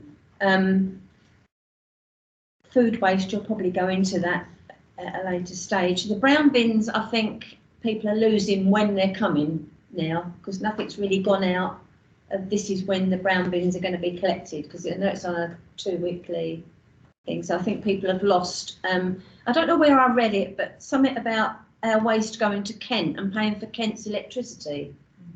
I find that, why aren't we getting that back here? If our people are doing their best to put things in the right bins, why aren't we getting the electricity? So you'll probably come up with that. I might have read it in that, did I? Yeah, it's in that report. Yeah. Right, okay. So Page 69. yeah, Right, yeah, so- I did pick it up. So Carry on a question. Councillor Apothecary, sorry. That's Used to okay. be at the back. I can't turn around. Okay, thank you, Chair. Yeah, thank you, Darren, for the report. I really appreciate that this was put together at my request. It was on the back of some research that Greenpeace had done, not about Thurrock, but about sort of recycling in general, the end destination of recycling from the UK councils. And that, you know, they had found recycled waste from an Essex local authority, again not Thurrock, but an Essex local authority in kind of a landfill in Turkey, which is obviously not where we want this stuff to be going. I really, really enjoyed this report. It was really interesting. One of the things, I'm going to make 2 comments on it though. One is really positive and one is a bit of a So the really positive comment is 2.9 about the tip. So that waste taken to the tip, and I'm going to read it out because I think it's something we need to talk about. So stuff that's going to the tip is separately collected and stored, and last year over 85% of it was reused or recycled. That is huge. That is massive. I had no idea when I go to Lincoln to put stuff into. I thought that was all going to, the majority of it was going to landfill. I had no idea it was as high. I knew some of it was being recycled, but no idea that figure was as high as 85%. That's brilliant. We should be talking about that. We should be shouting that, because that's, I mean, I don't know how benchmarks against other local authorities, but it's still huge. 85% of stuff going in there is being reused or recycled. That's brilliant. We need to talk more about stuff like that. We need to talk more about the successes. And the second one is a whinge, because there's been some confusion around what goes in a brown bin. We keep being told, well, it's very clear what goes in the brown bin. It's garden waste. Yet whoever wrote this report thinks it's kitchen and garden waste, thinks it's food. So could we just have a bit of an acknowledgement that maybe the comms around that have not been as good as they could have been? It's mentioned twice, in fact, in this report, and that maybe that all needs to be reiterated, because I don't think it's a message that's got through. It's certainly not a message that got through to Northern Road. It's a fair. Thank you for raising the point about the household waste and the recycling centre. And you know, we're proud of that fact, and we're continuing to try to improve that still further. So we're doing all sorts of updates, which is great. The confusion came with regards to the brown bin, with regards to the unfortunate industrial action that took place, and due to COVID, because it was suspended. So we were forced to put food waste in the refuse bin. It can go in the brown bin, and we have updated the website to say that. This will all be non-existent when we go to separate food waste collections, which I'll come on to a little bit later. But yeah, I take your point, it has been confusing, and I take Councillor Ritzel's point about some confusion with the days. It is on the website, but of course not everybody's accesses the website. Looks on there, so it's a point I'll take forward. Quite confusing when you do. I think there are just one question, won't get anybody's way. At this Mackinford Road, in Mackin Road, why do you have to go up steps to get to everything? And I've been to a few, but having done my kneeing, and they're usually very good there as well. But I went there the other week, and he said, "Oh, sorry, can't help you." And so I thought, well, that's it. I'm going to try and get up them steps myself. And two ladies in another car came up behind me and said, "Don't worry, we'll do that for you." And I said to them, "I'll take some money, I'll give you a bottle of wine or something." She said, "No, it's fine. We'll do it for you." And she took my rubbish up the stairs. Because having been to loads of, I've got a life, but having seen some other ones that are better, we perhaps should be looking at what other people do. Yeah, it's a good point. Absolutely, it's a good point. It can be so hard It's not ideal down there in any way, shape or form. No. And we're the first to say that. It's dangerous as well. We did have a development that we had proposed to put down there, which extended the site slightly and made it so that people drive in up a ramp. So they take the stuff out the back of their car or wherever they're taking it and put it into it. Unfortunately, that had to be put on hold, but we're hoping to get that reignited. There's one in Lincolnshire, Darren, where you travel round in your car and you take it out as you go. Yeah, and that's what it's so good. That's what this site would. It's so brilliant, because if health and safety are coming on them steps, well. Yeah, it's unusual. Just to finish on your part, it's unusual because they are normally pretty good down there. Yeah, they are. Normally try to help out. So I must have met someone on a bad day. Yeah, I'm probably upset. Yeah. If you go to Crayford, the containers are there, they're all open. You could park the van, park your car, open and throw it. Yeah. There's no Just makes it stairs or easier. no nothing. Yeah. I mean, the people who work there, they can help, but then they go again, it's health and safety. They're normally at the back, they're getting all the goodies. But Havering got the same problem, Havering, Perkins Lane. Yeah.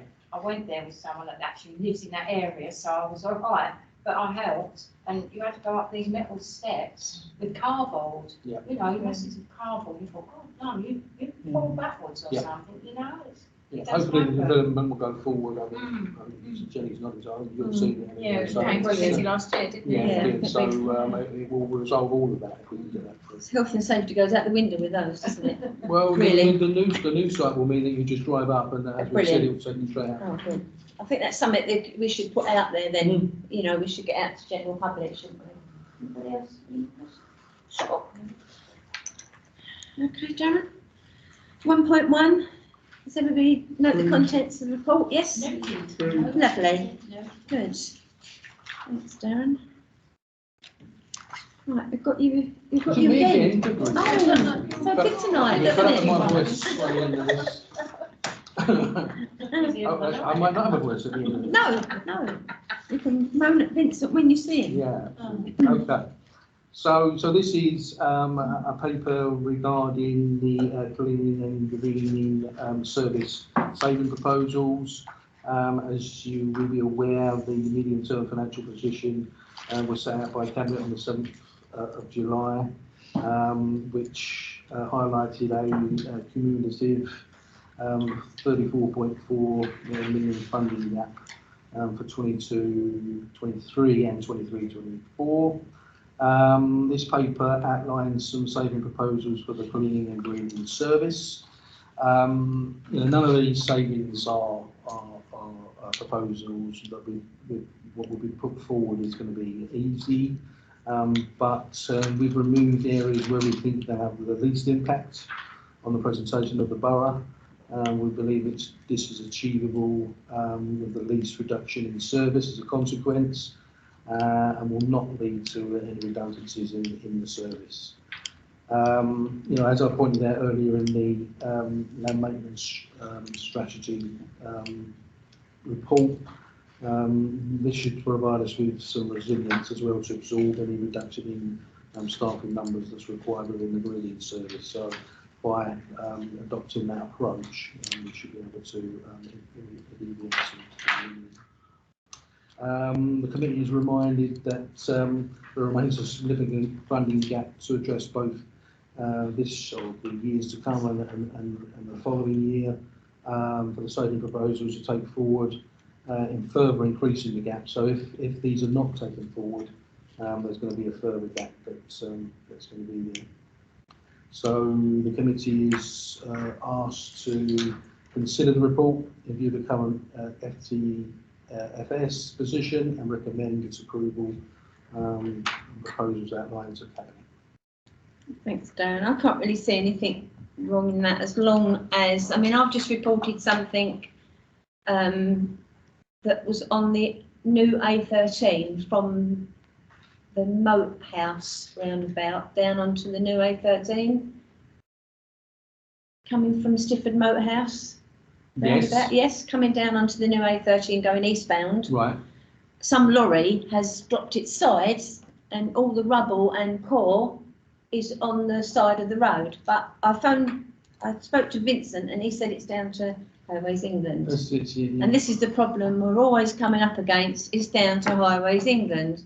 Well, why can't Highways England get off their bum and do some clearing up? Because we all go around the major roundabouts and we see the rubbish that's been sitting there for years.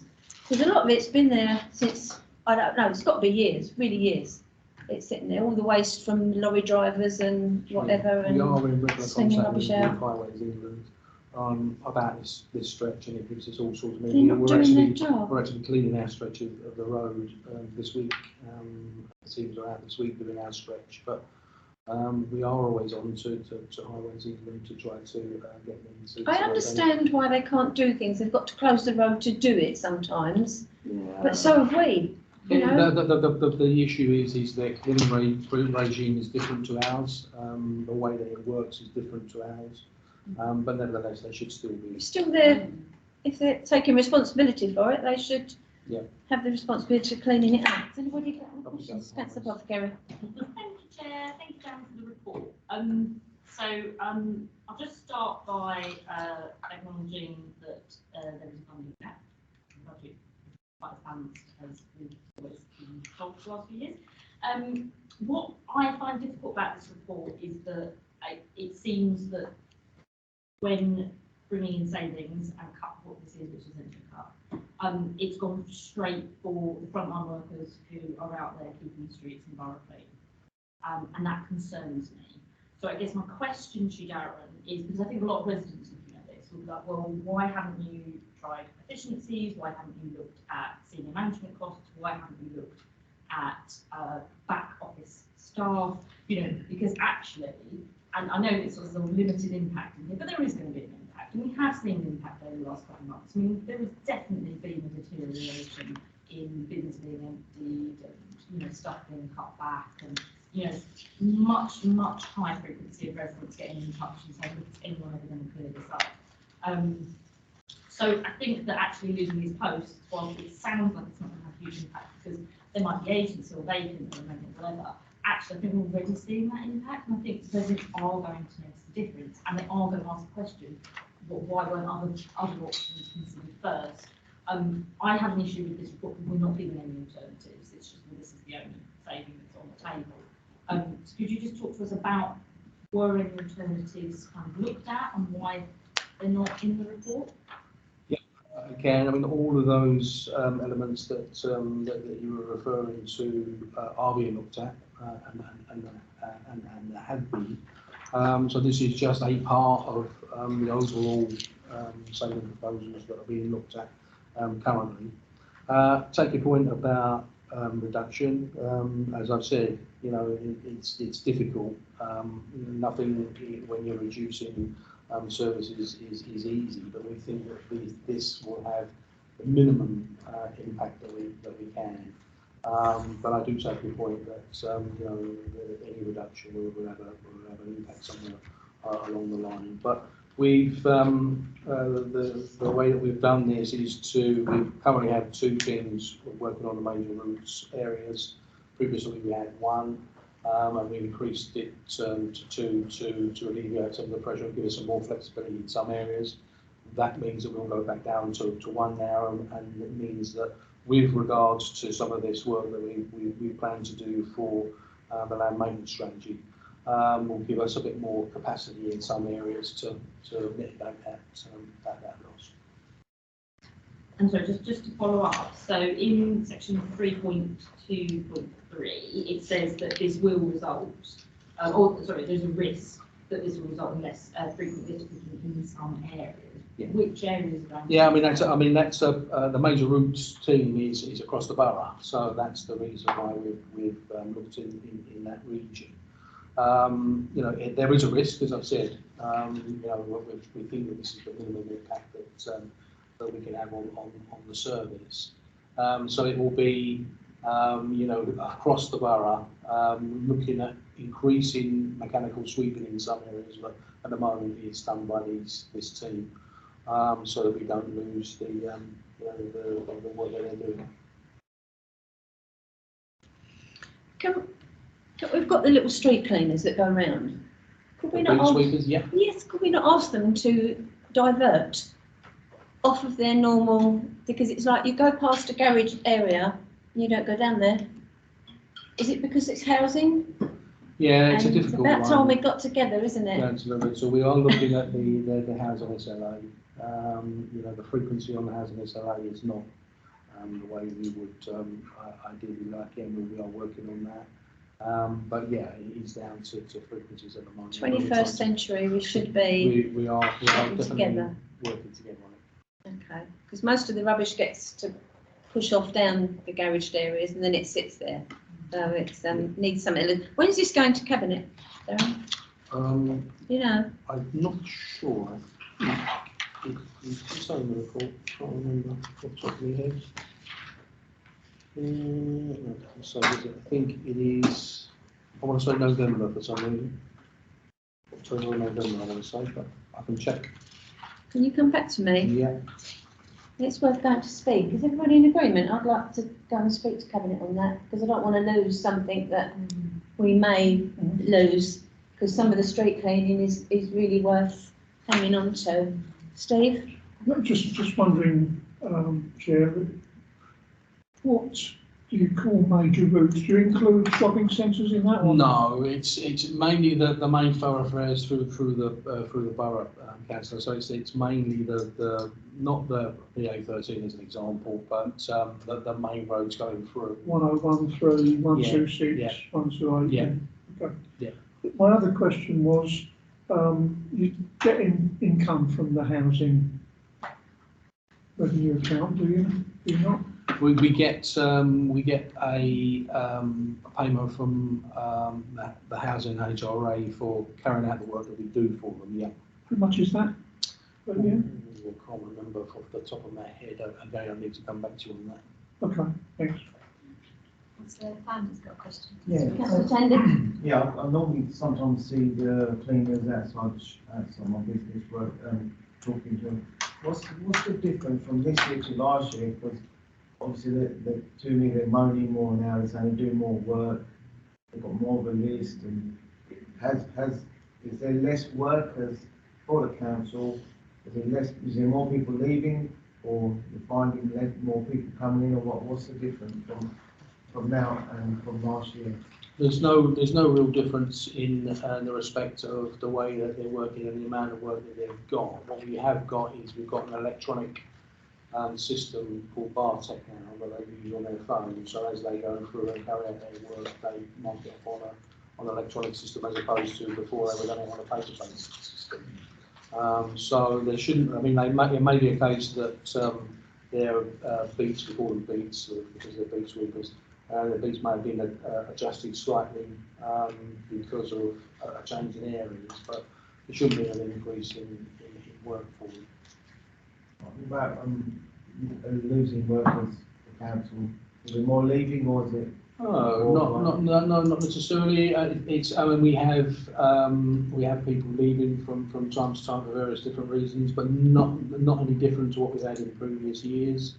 We're quite lucky that we retain most of our permanent staff normally stay, so we don't normally have an issue with that. There is some issues with agency staff because obviously we need to make sure that they're, you know, some people come for the job and don't really realise what it entails. So sometimes it's not for them. They're there for a week or so, then they say, well, it's not for me. So they leave. But by and large, we tend to retain, we tend to have agency staff stay, which is good in most instances. Okay. Well, that's it. Sorry, Councillor Rigby, I can't see this. Just going to ask with regards to the litter picking. At the moment, you're still welcome to visit a 10-day rotational cycle. So what would that reduce to if you did have to do some cuts in that? Well, we'd like to increase the frequency of mechanical sweep because we've got two large mechanical sweeping vehicles, so we'll increase the to compensate for that. But so with regards to the particular litter picking teams, that will reduce down to probably in the region of sort of 15-day litter pick, but that will be complemented by the mechanical sweepers. So the mechanical sweepers will go through on a more frequent basis and through the areas. So in theory, there shouldn't be a reduction. We're hoping that that's going to be little impact. Could that be something on the fields as well? The mechanical sweepers go over there or not? Not really. Not on fields. It needs to be something called a litter miser that goes on to a field as opposed to a mechanical sweeper. The man who was cutting the grass the other day was really good. I had good reports that he was picking up the rubbish before he cut the grass, which was really good. Good. I have to get some feedback. Right, thanks, Jenny. Will you find out when that cabinet is? Then Yeah, I'll find out. to that. Thank you. Is everybody happy with that? Would we have recorded to vote on that? Yes. Just because of the nature of the proposal? Yes. I noticed. Right, 1.1 recommended that committee consider the report in view of the current MSC position and recommend approval of the proposals outlined in the report to cabinet. And is everybody happy for me to go speak? But what are we doing about the recommendation? Well, I think we've got to approve it, haven't we? We can't just. All I wanted to do was go there and make sure that they listened. That we didn't want an actual change to anything. I think the problem is that it does say recommend approval of the proposals. That's not something I can vote for. Well, if we take the recommended out and we say it's that the committee consider the report. Noted the report. And we just note it. Yeah. And then we can go and at least we've had our say. Yeah. There's no good us discussing it here and then No, it just no, goes to exactly. cabinet and then gets lost. That's what I don't want it to happen. So Okay. change it just to say that the committee's noted. Noted, yeah. Thank you. At least then we've really read it, haven't we? One of my favourite items. My favourite item. Michelle on this one. Yeah, Michelle and Cheryl. Yeah. And we've got Wanda as well. Oh, good. Wanda. Okay. Brilliant. Hi, Michelle. Good evening, Chair. Good evening. I can't read the names on there, so. You've got Cheryl Wade. And, Yeah. Mark. Cheryl. Hi, Mark. It's Cheryl Wells. Hi, Cheryl. Hi, Mark. Oh yeah. Good evening. Good evening. Who wants to go first? Michelle, is this yours? I'm going to introduce the report, thank you, and then pass you over to Mark Barber as District Commander. So thank you for inviting us here with this report that you've requested, Chair, following the ongoing concerns that have been raised in relation to the antisocial behaviour being caused by off-road vehicles, which we know are causing harassment, alarm and distress to all our residents across the borough. I think we all recognise it and it's a key priority for Councillor Redhill as both the portfolio holder for public protection and antisocial behaviour, as well as for Essex Police and the District Commander. It's also very clearly the #1 issue that I'm contacted about regularly by both members and residents. I think we're all aware of the dangerous, the effect that the dangerous and reckless use of these vehicles in Thurrock has led to. We've seen criminal damage to other vehicles, damage to land and surrounding property, as well as drivers and riders injuring themselves, other road users, cyclists, pedestrians, in particular children, as well as pets that are being exercised in the open areas. Some data's within the report, and we can see the scale of concerns for 233 reports in 4 months. However, I must point out that within that data, it does include the vehicle nuisance reports that we also receive in West Thurrock regards cruisers. Operation Caesar is the police response to off-road vehicles. It's been running for about 3 years now, and it's used to tackle the antisocial behaviour caused by these vehicles. And when I hand over to Mark, he's going to cover that in a bit more detail for you. We've highlighted 5 areas of prime concern, and these areas are directed through the data we receive and the reports that come into the police. So it's really important that we keep remembering and reminding our residents to report this consistently to us. So our problem areas at the moment are Chadwell, St Mary, Orsett Heath, Billet Lane in Stamford Hope, Butts Lane in Stamford Hope, Blackshots Lane in Grays, and the Country Park in South Ockendon. Of course, there are other areas and we recognise that, but we're focusing on these top 5 areas. And the plan is that all 5 areas will be visited by the end of November with the police single point of contact who leads on this work, myself, members of the Cleaner Greener team, Public Rights of Way team, housing where relevant, as well as local councillors being invited to those meetings as well. From that, we'll put action plans in place to try and address and work together to target hard and improve and restrict access. A couple of really positive operations I wanted to bring to your attention, one of which was Operation Q. Showed some really good partnership working between our housing garages team, environmental enforcement and the police to tackle issues where nuisance motorbikes are being used and stored in unlet garages. We've also used our parking enforcement teams to tackle Oliver Road in particular, where vehicles were parking up and then going off on their quad bikes, etc. And when they came back, found they'd been ticketed, and that addressed the issue in that part of the borough. I think that's all I'm going to pull out of this report for now, and I'm now going to hand over to Chief Inspector Barber to talk a bit more detail about the operations that are ongoing through the police. Thank you. Thanks, Michelle. Thanks, Mark. Thanks, Michelle. Okay, so Operation Caesar. So I think it's good to point out, so I've been in the chair since June, but as Michelle's already alluded to, Operation Caesar is something that's been going on for the police in response to this for the last 3 years. And since landed is probably the #1 issue that keeps being raised to me. So Operation Caesar is the police in response to it.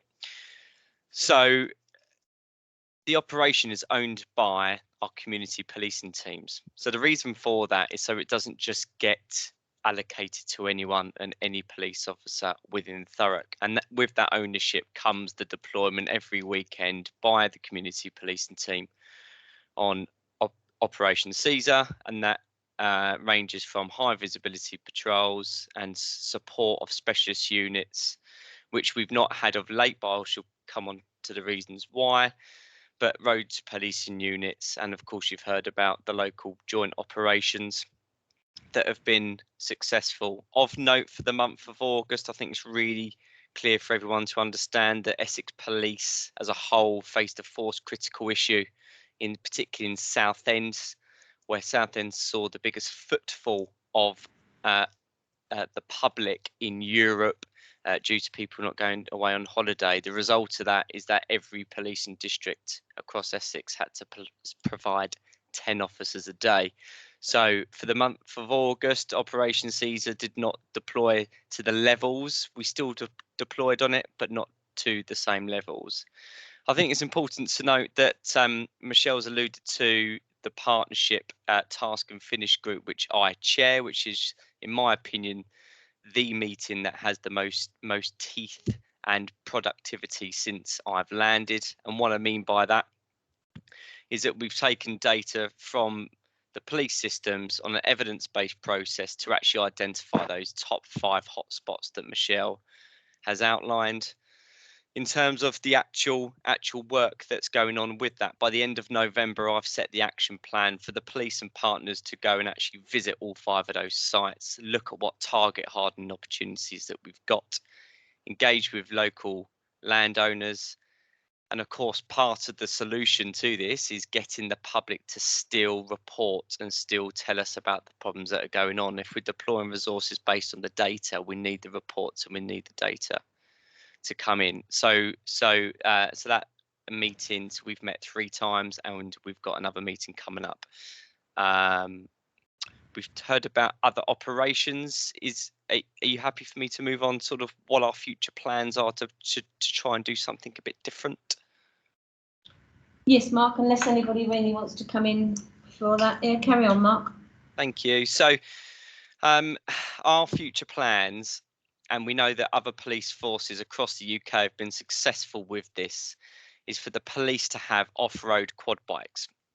So you'll see within the report this evening that funding has been agreed through Thurrock Council to support the pilot for off-road quad bikes. The initial paper has been supported. Mark, can I just there? What you've just said to us, is that should be out in the domain, or? Yes, yep. What you said. Only Jenny's just informed we're on general public are listening to us at the moment. Yeah, no, fine. No, look, so absolute transparency from us. So this is about the local police trying something different. Okay, so this is about us. So the initial paper has been supported. The notion's been supported internally by Essex Police Chief Officers. Okay, things don't happen overnight. Of course, we understand that. The second paper is going into Chief Officers within the next week. And the inspector and I are sitting down tomorrow to get the final details. But if that goes through Chief Officers and with the joint funding approach, it will be specific for Thurrock and to local residents. And then we would move to the procurement phase and purchasing phase and insurance and training and all those further steps. So it was just to highlight to everyone listening tonight that that is the approach in which we are heading as the local police and as a local partnership. Thanks, Mark. I just feel that you've been doing such a lot and you're not getting it out there. Residents aren't seeing what perhaps I'm seeing or some of us are seeing in the area, and I can only go by my area, which we've got quad bikes carrying 3- and 4-year-olds on the handlebars. And but I've got to say that every time I've rung up, the police have been there, which has been really good. And you've done such a lot of work that I wish you'd get it out there a bit more to tell people what you've done, because if they don't see it, they don't know, or they don't hear about it, they don't know.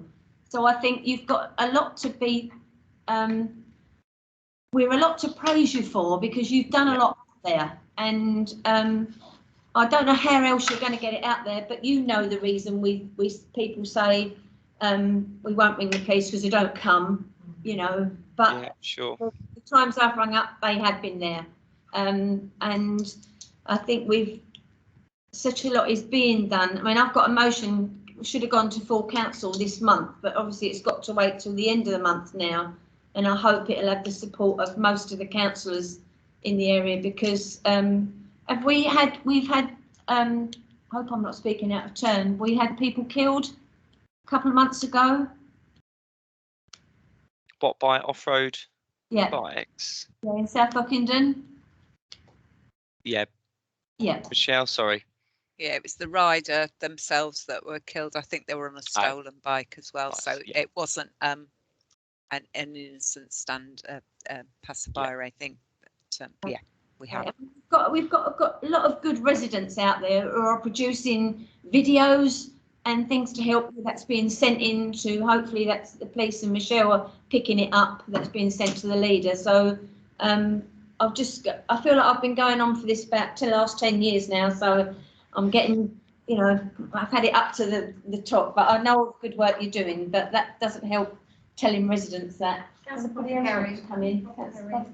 Thank you, Chair. Thank you. Yeah, thank you, Michelle. Thank you, Mark. And Mark and I had a chat the other week, and this was one of the things we talked about a lot. And it does feel like this is now a priority for Essex Police, whereas I feel in the past we've sort of all felt that that frustration of maybe it not feeling like very much a priority. And obviously, a lot of plans involve target hardening. And one of the big problems with the target hardening is it tends to always involve A-frames. And A-frames are an absolute nightmare for cyclists, for anyone using a mobility scooter, for people with certain types of prams, for people who use wheelchairs. You know, they're an accessibility, just that they make whole swathes of the borough and pathways and footpaths completely inaccessible for, you know, people innocently wanting to use them. And we've heard a lot tonight from the health and wellbeing strategy, etc., about wanting people to cycle, wanting people to walk more places. But actually, the A-frames are a big problem. And I've been going along to cycle forum meetings recently, and they're so frustrated with the sort of proliferation of A-frames. And I think what adds to that frustration is that often an A-frame will go in and will stop legitimate users from being able to access that space. And the bikes still are on there. The bikes are still on the piece of land because they've managed to go in through some sort of other way, some sort of illicit way. What I'm asking is, can we please make a commitment to looking to alternatives to A-frames? Because, like I said, they're really inaccessible. They stop people doing things that we want them to do in terms of sustainable transport, and they don't actually seem to stop the problem because they'll just come in over a hill or down a dirt path or something like that. Mark, do you want to come in on that? I've seen Michelle's got her hand up first. Okay, Michelle. Yeah, I'll come in on that. Absolutely, Councillor Apothecary, couldn't agree more. And, you know, working really closely with public rights of way to make sure that we keep the access routes open. You know, I think we all know one of the worst areas at the moment that's impacted is Woodside and the alleyway that cuts through from Orsett Heath through to Hangman's and then over onto Blackshots, you know, which just gives rein to the bikes, to the whole of the borough. It's by a school. It's, you know, probably one of our riskiest areas. And, you know, it's a bridle way. So there is, that I can see, you know, we are going down there to look at it across a number of us, but, you know, from what I can see, there is absolutely no way that we are able to restrict the access there to the motorbikes, because it would just make it, you know, no longer a bridle way and not accessible to anyone else. So I totally, you know, respect what you're saying, and it's a real issue to balance the two. You know, if anyone's got any ideas, but we are, you know, we're working with the public rights of way to look at different alternative mechanisms that we can use. But it's certainly not an easy solution. And if it was, you know, we wouldn't be still sitting here talking about it. I think that because we all know we've been talking about it for so long now. Well, the wildlife park that they're using at the moment at Blackshots, I mean, prams and it don't go down there anyway, but if you're going to put a small gate in, they'll just take that up and throw it up in the field, so it makes no difference. We've got a camera there as well, but it's, you know, that's why I said you've got to put out the good work that you have done, you know, the 15 bikes that you've got the other week, and the lorries, and because it's social media that's picking up. It's a good area to come to, you know, and I've got to say the last 2 weekends it's been quite quiet. So, good. You want to take it, you know, take it that that's the work you're doing. So hopefully it will take off. But I think, as you said, that area connects up Chadwell and Woodside and comes through. So it's those little ways they know of getting through that we've got to try and stop getting through. Any questions? No?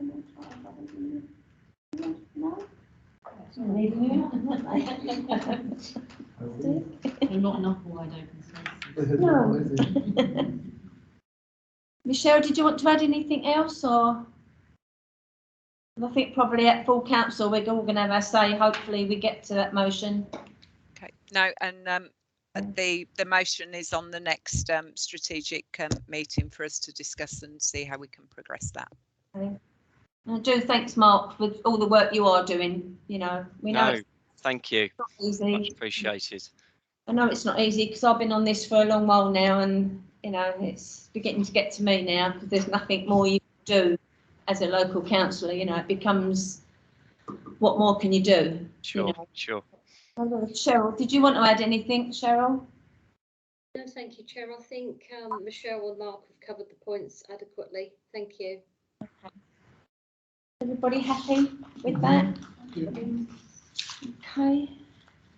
It's just a summary, isn't it, anyway? So hopefully we've got the motion coming to full council and we can all have a big stay, hopefully, on that night. If we get through the whole two lots of full councils. Yeah. Okay, thank you. Thank you. Good evening. Mark, thanks, Cheryl, very much. Thanks very much. Have a good evening. Cheers all. So, thank you. Okay, Jenny. Work programme, if anybody's got any comments on the Okay. work programme.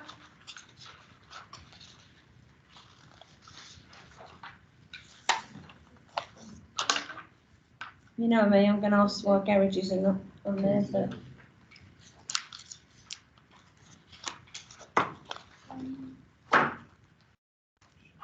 So we've done July, we've done October now, haven't we? Sure. Yeah. What item is it? What item? Oh, that's right. The strategy. Yeah. Remember we spoke about it? Yeah. Yeah. Do you want to do that now? Yeah. I mean, I don't necessarily. Everybody's got a copy of the, yes. of the presentation, so I don't necessarily need to go through it unless anybody particularly wants me to. It was recommended, or following the scrutiny review undertaken by the Corporate Overview and Scrutiny Committee last year, it was proposed that the waste strategy implementation forms part of a topic that's here at Cleaner, Greener, Safer Overview and Scrutiny to discuss and develop throughout the year. So I just wanted to bring it to you today to see whether this is something that committee would like us to come with at these meetings and give you an update on where we are with the strategy so far. The presentation gives you an overview of where we are and where we sit at this precise moment in time. Happy to go through it, but just conscious of time. Yeah. Okay. But is this something that the committee are happy with? Are these the two bins that are going to be looked into? The two small food bins. So the two small bins in the photograph. Yeah. I mean, just before we go on to that, the photograph of the truck, I thought you'd pick up from first, but no, never mind. I saw the nice bright. Thank you. Very impressive. Very impressive. You know. So the two food bins that are in our standard bins for food waste collection. So the food caddy it's much smaller than the bins that you've got at the moment, of course, and sits outside of the property generally. The kitchen caddy is obviously does what it says on the tin, is in the kitchen. You can use, and we will accept, the biodegradable bags that sit inside. We're not proposing that we supply those, but if people want to purchase them, you can in supermarkets. It's what we used before, isn't it? Yeah, and put them inside the bins. But that's the general one. That, of course, matches the colour of the vehicle. So it just gives people a closure on what's been. And this bin will go out with what bin? So the proposal is that recycling is collected on a weekly basis, and so will food waste. So this will go out every week on your day of collection. With what bin does it? Well, it'll be a recycling bin, because your recycling bin will be collected every week, and your refuse bin. Because it's obviously a small bin. That's why I'm asking.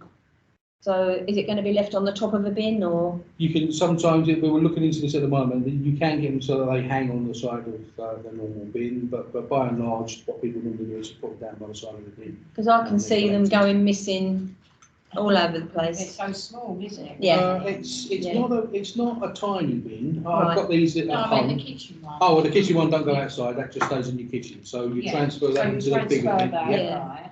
And then this is the one that goes, the bigger one is the one that goes Has outside. Castle Pilot been doing this for?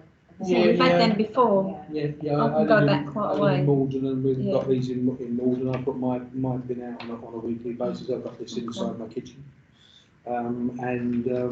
With a bag inside. You're so and we just good, transfer it. Darren, so good. Well, I must admit, I've got to say this. I shouldn't say this on the record, but we've improved immensely from recycling to what we used to do to what we do now at home. So I think this is the general consensus. Our recycling rates have been quite poor in the borough, and we're trying to improve those going forward. And also looking at eliminating single-use plastics in the borough. So is every resident going to get? Yeah. Dare we ask how much that's going to cost? Every property is going to get one of those. So you've got a price on it? Or not? Well, we're out to tender at the moment. Okay. So we will know in the future. Yeah. So they don't get stolen. Yeah, Nice that's, little bin. it's the only Someone thing else I in can it, see. I can see it. In some areas, Normally, they throughout. Steve will probably say in Tilbury they'll go missing. Yeah. Set Brighton. Hmm? Set Brighton, probably. Yeah. I mean, if they would agree to this, maybe the next update Darren could bring was news on the tender, perhaps. Yeah. Maybe Dara and agreement Yeah, to I'm go okay with forward. Incorporated in council tax, or would that be a separate cost when everyone say, I'm going to pay £10? No, there's no cost to No. access to general collection. No. Instead, you couldn't be putting your food waste at the moment in the brown bin or green bin. So is this going to come back to us, Darren, then? Yeah, I mean, the Come back to proposal us. is that this is a report that or an update that keeps on coming back to the committee Okay. with an overview on what's happening with the strategy and how we're moving forward with it. We can always do this as a briefing note as well, if we didn't want a full-blown report. Yeah. which we agreed Yeah, as well no, as that's part of the good. scrutiny review. Yeah. Councillor Potter's got a question. Councillor Potter? When are the new arrangements for brown bin charging coming? There's no, at this moment in time, there's no view for charging for this time. How many food paddies and kitchen paddies being provided free of charge? So maybe initial things to charge. Yes, yeah. Yeah. With all them little bins go missing. Oh, yeah. I've seen them out around Billericay there, and they're Yes. still boxes, don't they? I mean, it's part of the government's proposals going forward to separate food waste out of the waste stream. A lot of the boroughs already do. I'm mindful that we've got to get out of here by 9:30. Can I ask when garages are coming back Garages? on the committee? Because we've heard nothing. And this one? Not housing. I don't know if this is ours. I know, it's housing, isn't it? It's because I sit on too many. Sit Sit on too many, that's what it is. Yeah, sorry, Jenny. Something on there. We can bring it here, why not? Did you want to finish up at 9:20? Yes, 20 past, yep. Super. Thank you. And thank you, Darren. You've had it all tonight. Yeah. Everything tonight, haven't we? Just have a go at Vincent. They wanted to leave. They wanted to leave. Are we offline?